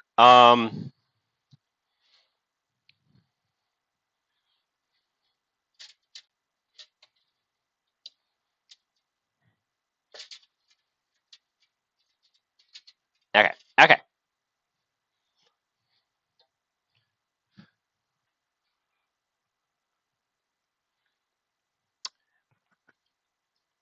It's done. It is cooked through, and it is edible.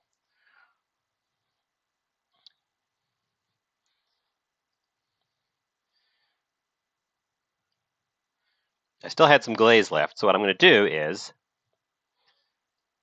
glaze the top, which was the bottom,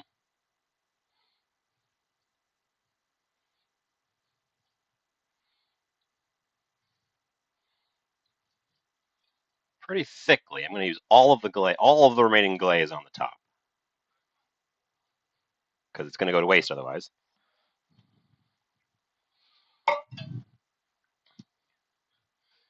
We're going to put all of the remaining glaze on the top, get it to run down the sides.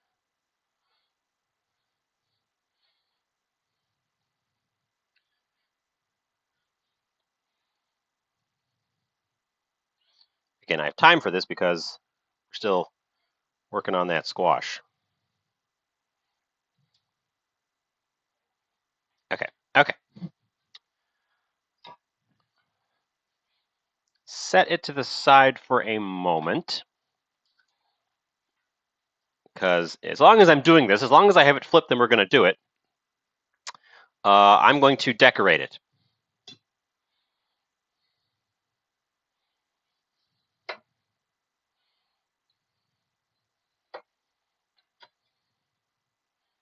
Oh, by the way, I have a bell pepper.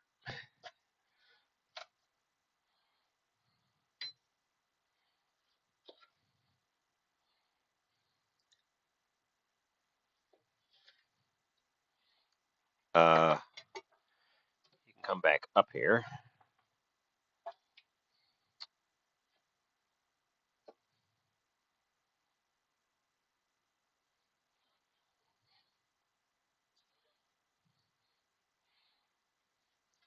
Yes, it's a meat cake, and I'm decorating it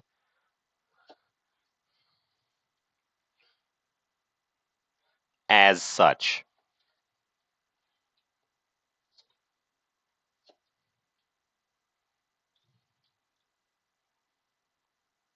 Let's see, I could. Ooh, actually, since we're doing this,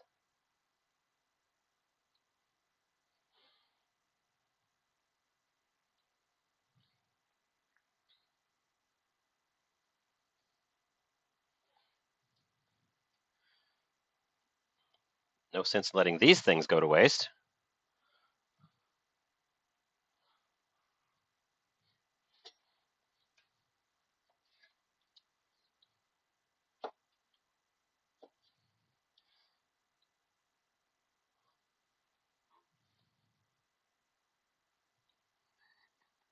Uh, Less than artful, maybe.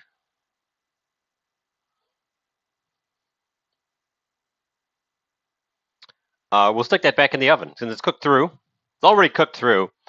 Um, it really just needs the top to brown off and get all glazy. Uh, and I want these squashes that are in here to also do that. So I'm going to move them up to the top. We're going to put this guy in next to the squashes. We're going to bring our temperature up in an attempt to get them both to brown off.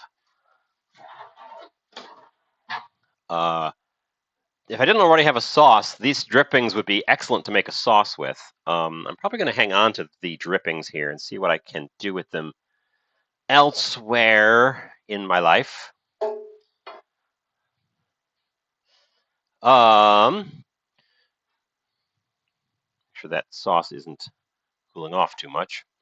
I worry that if this cools off, it will try to gel and we'll get a little jelly baby in there instead of a nice creamy smooth sauce. Okay. I didn't put it on broil. I just put it on a higher temperature to try to polish this off.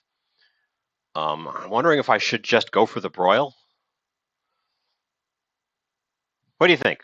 Should we risk it and go for the broil, or should we just have it at 450 and pray?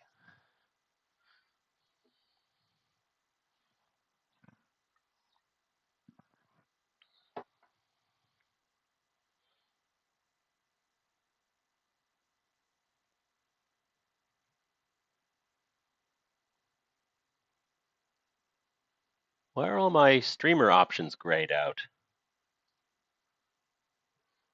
What?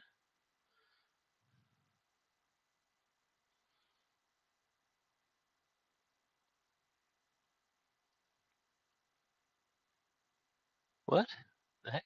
I'm gonna refresh this page. Um, Weird. Welcome back to the chat room. Which grayed out all of my streamer tools. Like you can't use this right now. It was weird. Um, I'll let it go as is. If it doesn't, we're already over 2 hours. People are going to start wandering off to have their own dinners real soon. I will take this opportunity. I will take this opportunity. I will take this opportunity while we wait. I voted. Have you? It's not too late in most of America. I think some places on the East Coast may have already closed, but it's not too late, and it's an important one. Get out and hit those polls. Let your voice be heard. It is an election day special, after all. Let's get back to the stove. That should be fine. Keeping warm on the back panel there. Definitely heating up in there. Oh, I've already got tongs. Where's my? There they are. Tell you what, I'm going to do. I'm going to pull these guys out because I just noticed because I just noticed that they are browning on the bottom already, and they should be browning on both sides. 8 p.m. closes in Rhode Island. Mine also closes 8 p.m. It's currently just past 6:30 where I am. I'm just having a friendly reminder, in case anyone hasn't done so, because, well, no, it's not a friendly reminder. It's a stern reminder. It's an aggressive reminder.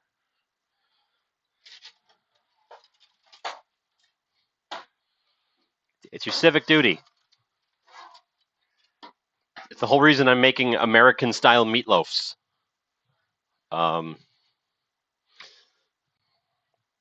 I think we're going to go back to Indonesian food on Saturday, because I want to take another crack at those sweet pancakes with the cheese in them. Because we didn't do them so hot last time. So heads up for that.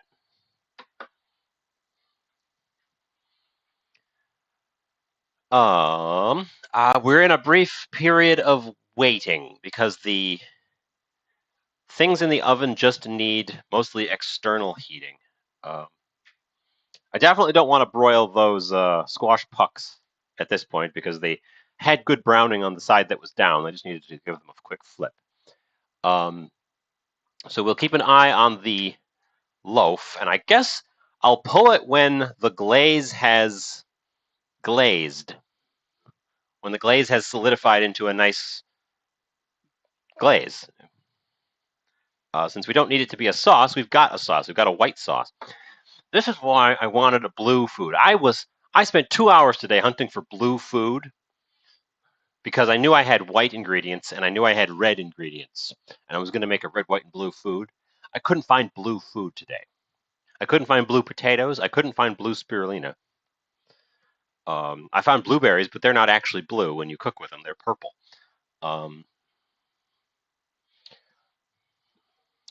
We were gonna have red, white, and blue food today. Oh well. Oh well.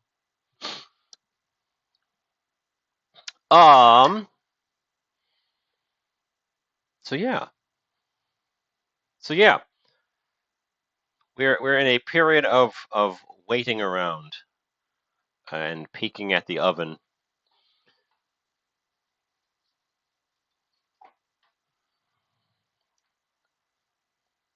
I do have a blue shirt. I wore a blue and green shirt today, and I offset it with orange pants.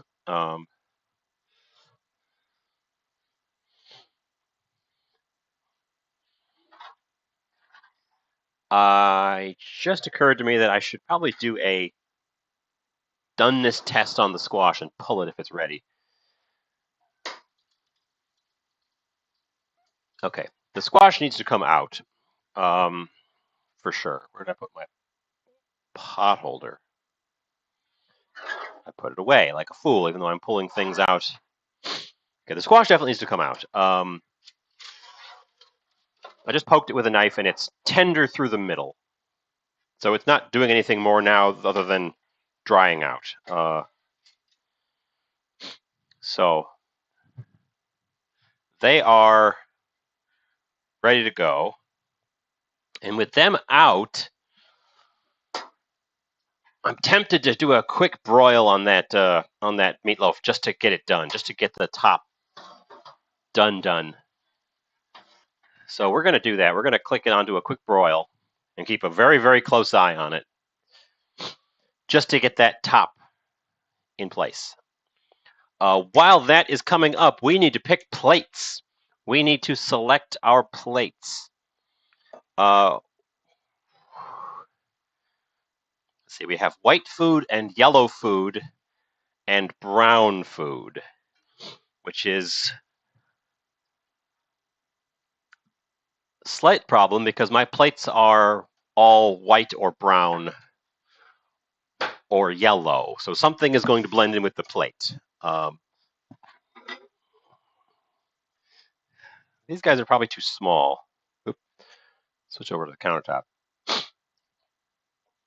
These guys are probably too small for the amount of food I have coming out.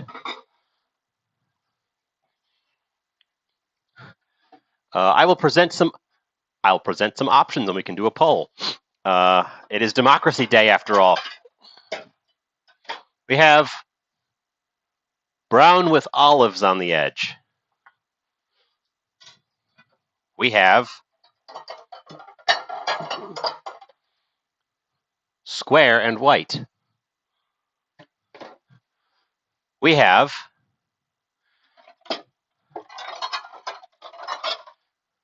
circular and white with a blue edge.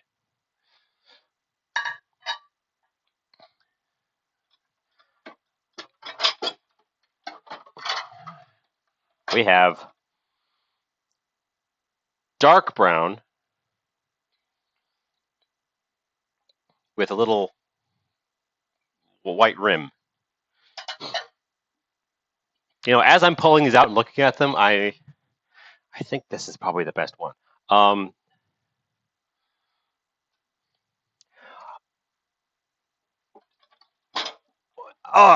We have, and I have exactly one of this plate, so I always forget about it.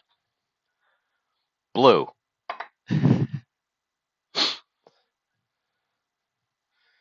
It's probably between these two. This sort of brown with the olives or blue. I can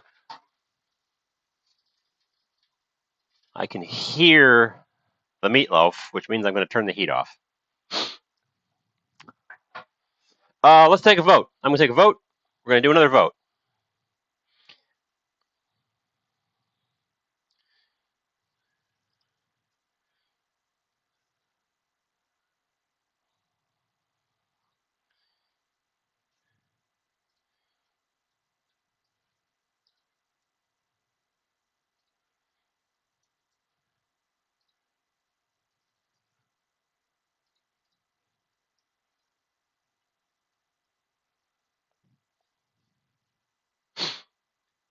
Bam.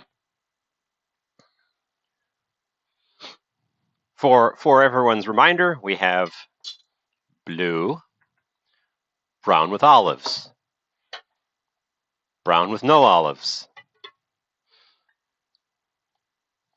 white, square white.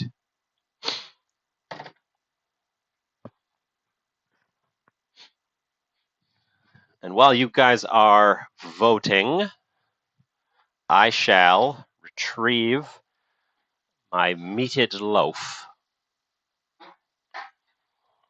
It looks pretty good. Those leaves have cooked.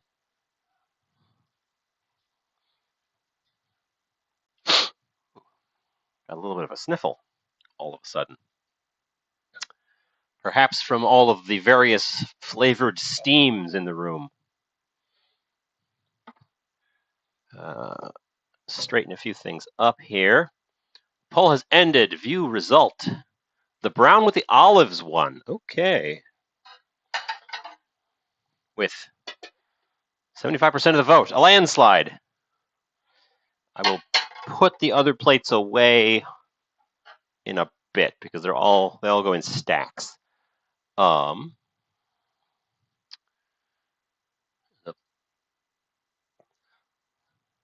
Okay, so this is our plate. We will start assembling the plate.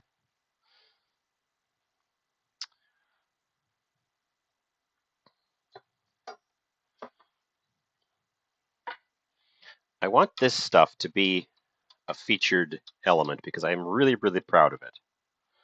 So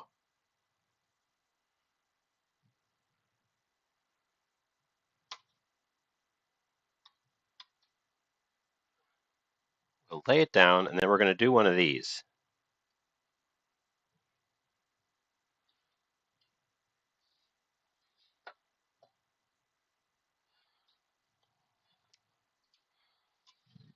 We're going to do one of those.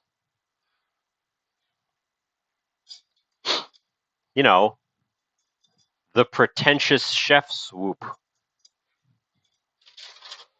It's how you can tell you're a professional chef, because you make a pretentious chef swoop.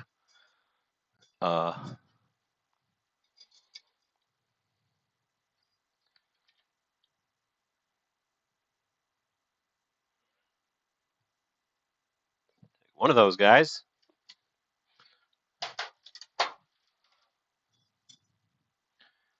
And a. I haven't. You haven't seen the close up of the meatloaf before I slice it. There it is. I almost cut into it before you guys could even see it. It's a.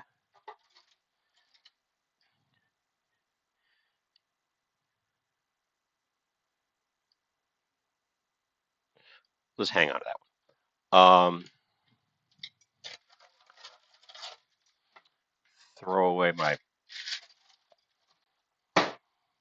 parchment. Set aside my thing. That's the meatloaf. I probably should take a quick shot of it as is, but I want to get all that little burned dribble away from the outside. Meatloaf would be usually presented as on a plate by itself, a centerpiece. It is kind of a meat cake. Oh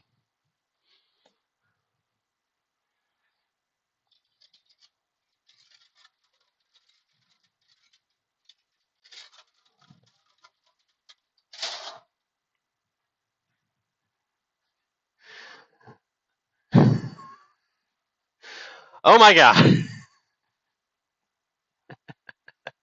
I dropped it. I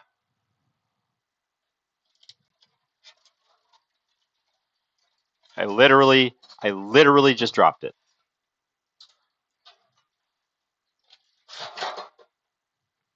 I guess we're not taking a picture of it. I was trying to pick it up by the foil, and the foil slid out from under my fingers. Well, actually, it held together. Flipping it and glazing it actually helped it hold together through that brief collapse. I still want to get it off of that pan. I do need a long spatula. I want to get it off of that pan, and I probably want to put it on this pan. I don't have. I'm a fool.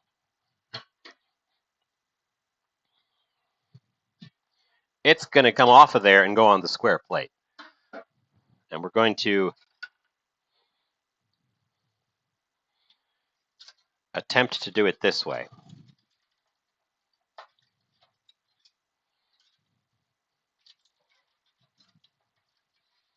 Maybe. This might not work. I might not be able to get this off of there onto a serving plate. It's a little bit stuck on the edges where the burned parts are.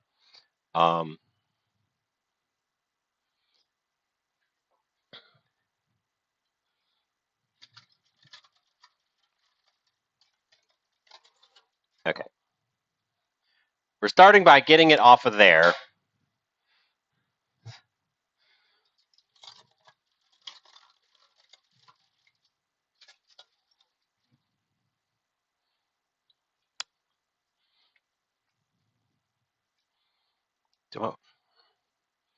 I have decided that this is a foolish endeavor. I have abruptly decided that this is a foolish endeavor.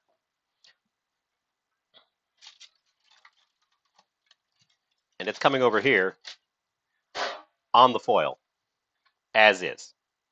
If I want to take a picture of it, it gets taken a picture of here like this.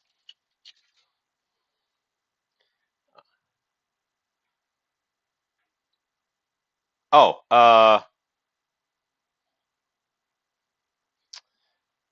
so this happens occasionally when I put a large amount of reflective surface under this camera. It freezes. It hates all the reflectivity because this camera right here, is old.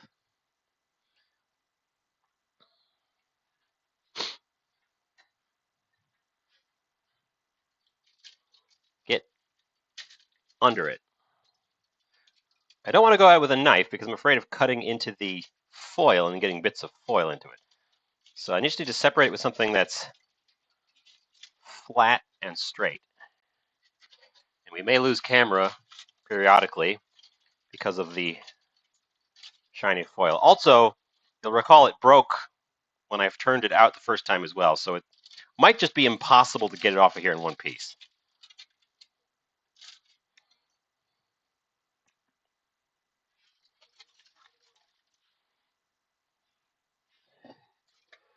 Fascinating watching this camera freak out as I turn this thing. Um,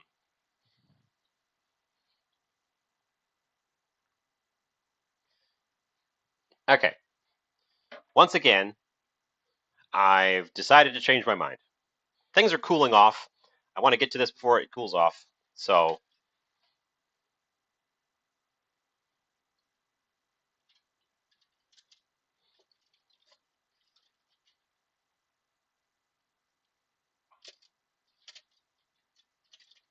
we're just going to take a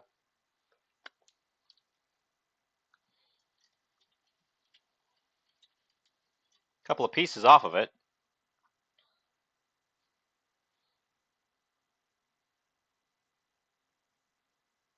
and plate them, and forget about all this faffing about.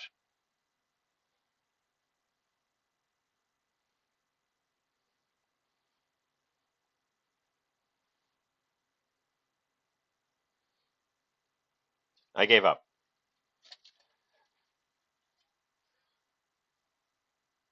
3 slices, 2 slices. I can go back for more. It smells great. It's going to taste fantastic. It just kind of didn't quite loaf.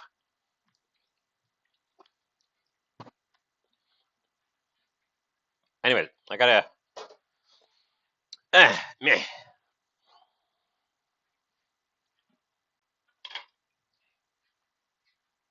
Okay, you're getting moved so that the curry cauliflower. Oh, this is moving away so it stops freaking out my camera. And this can be our front and center.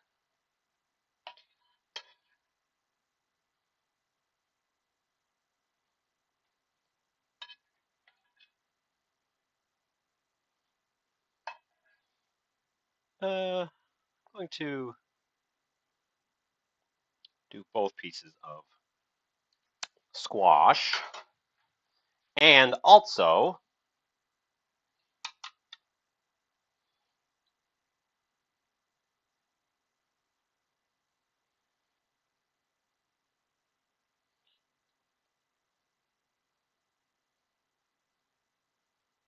there. That looks pretty good.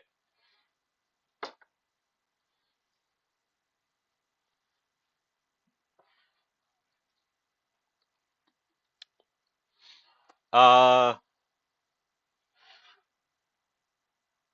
that's the plate I'm serving myself, I guess. I could put one more slice. I'm gonna change my mind again. I'm so indecisive. It's almost as though it's an allegory for American elections.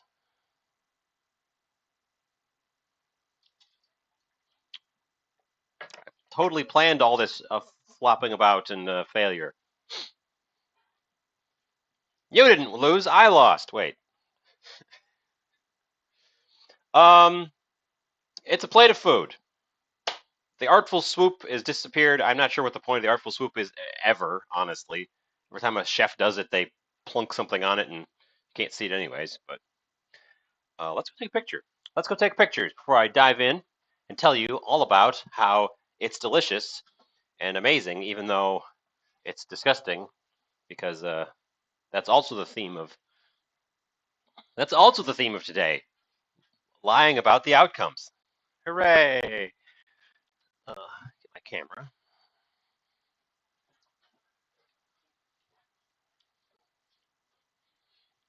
Oh, and our my time has gone quite a bit over as well. So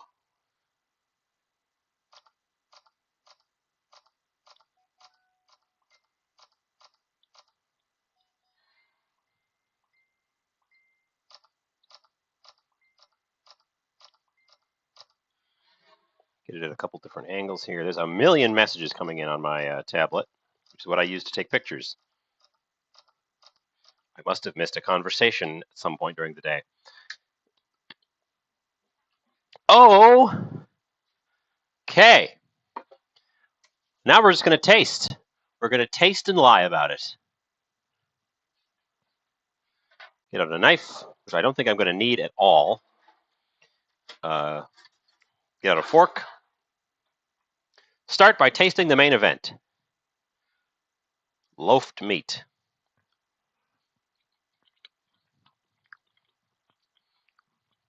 Mmm.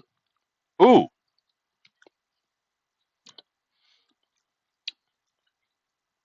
Guys, it's delicious. It's meaty. It's very tender. It's a softer meatloaf than I think I normally have had. It's got a lot of sort of a rich, fruity tang to it. The glaze is very flavorful, but it ended up being very tangy and not nearly so sweet. The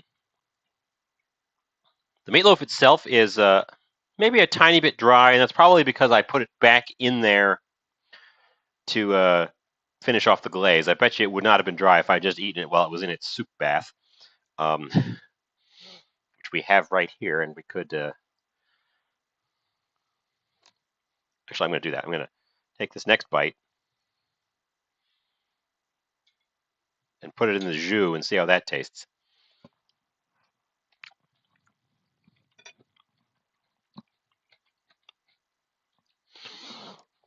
That's really good. So meatloaf jus. If I had not already made a fun sauce, I would have made this into a very good gravy. This would have made a very delicious gravy. Actually, we could have done both. We could have used the cauliflower sauce as a roux to thicken up the meatloaf drippings to make a cauliflower meatloaf gravy. Interesting. I've already told you how amazing this sauce is. It's so velvety creamy. It doesn't have a ton of flavor, but it has such an amazing texture. Even when I'm eating it with something else, because a little bit of it gets on the meatloaf. It comes through in the texture. This is good. It's very complex flavor. It's hard to describe. Let's try our accompaniments. We will have a slice of squash with a little bit of cauliflower sauce on it.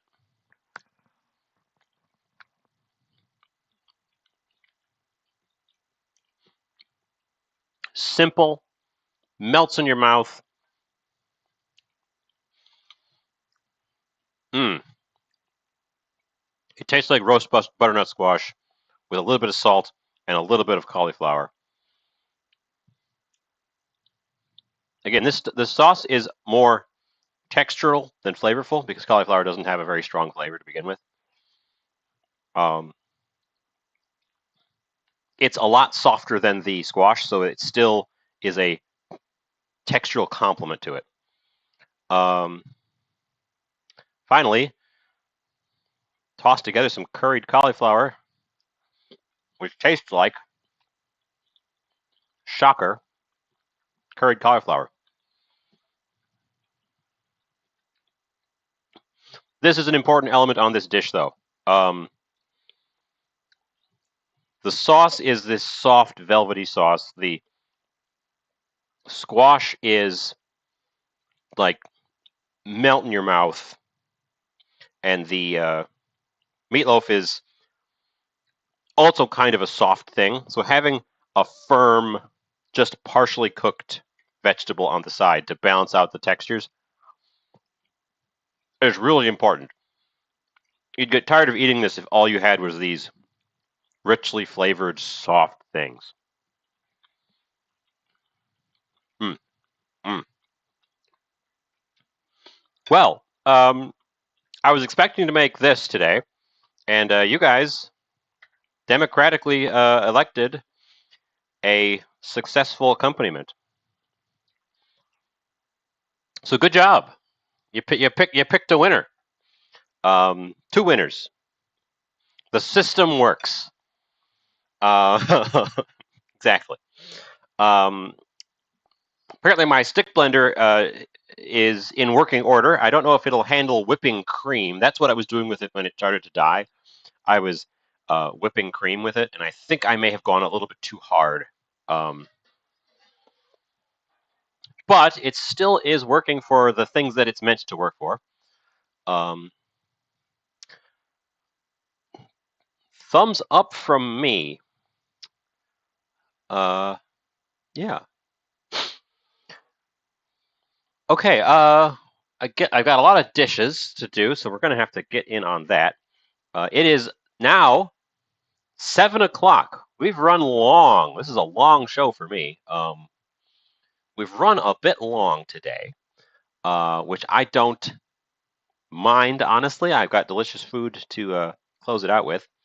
But because it is our Election Day special, I will remind you, those on the East Coast, you have missed your boat. Polls have closed 3 minutes ago. If you're here in the Midwest or anywhere to the west of me, you still have time. If you have not yet voted, I have. We're counting on every vote. It's one of those things that I don't understand how we got to the point where so many people just like, I don't care, because it affects you personally. The outcomes affect you personally. But I have a lot of dishes to do, and I want to eat this while it's still hot. So we're gonna go drop off a raid at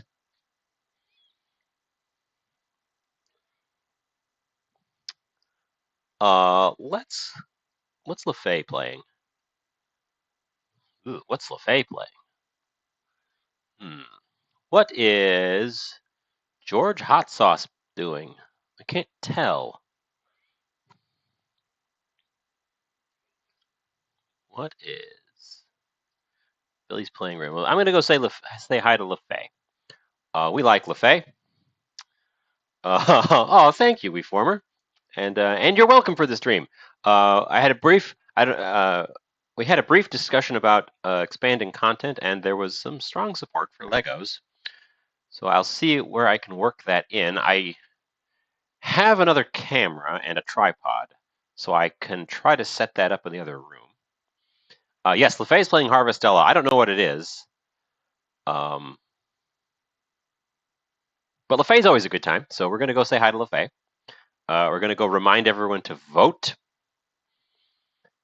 I will be back on Saturday for sure. We're going to take another crack at those Indonesian pancakes.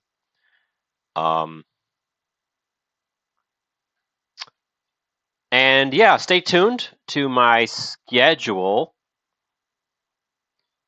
for expanded content. I don't know where I'll fit it in at this point, so that's going to be a part of the issue.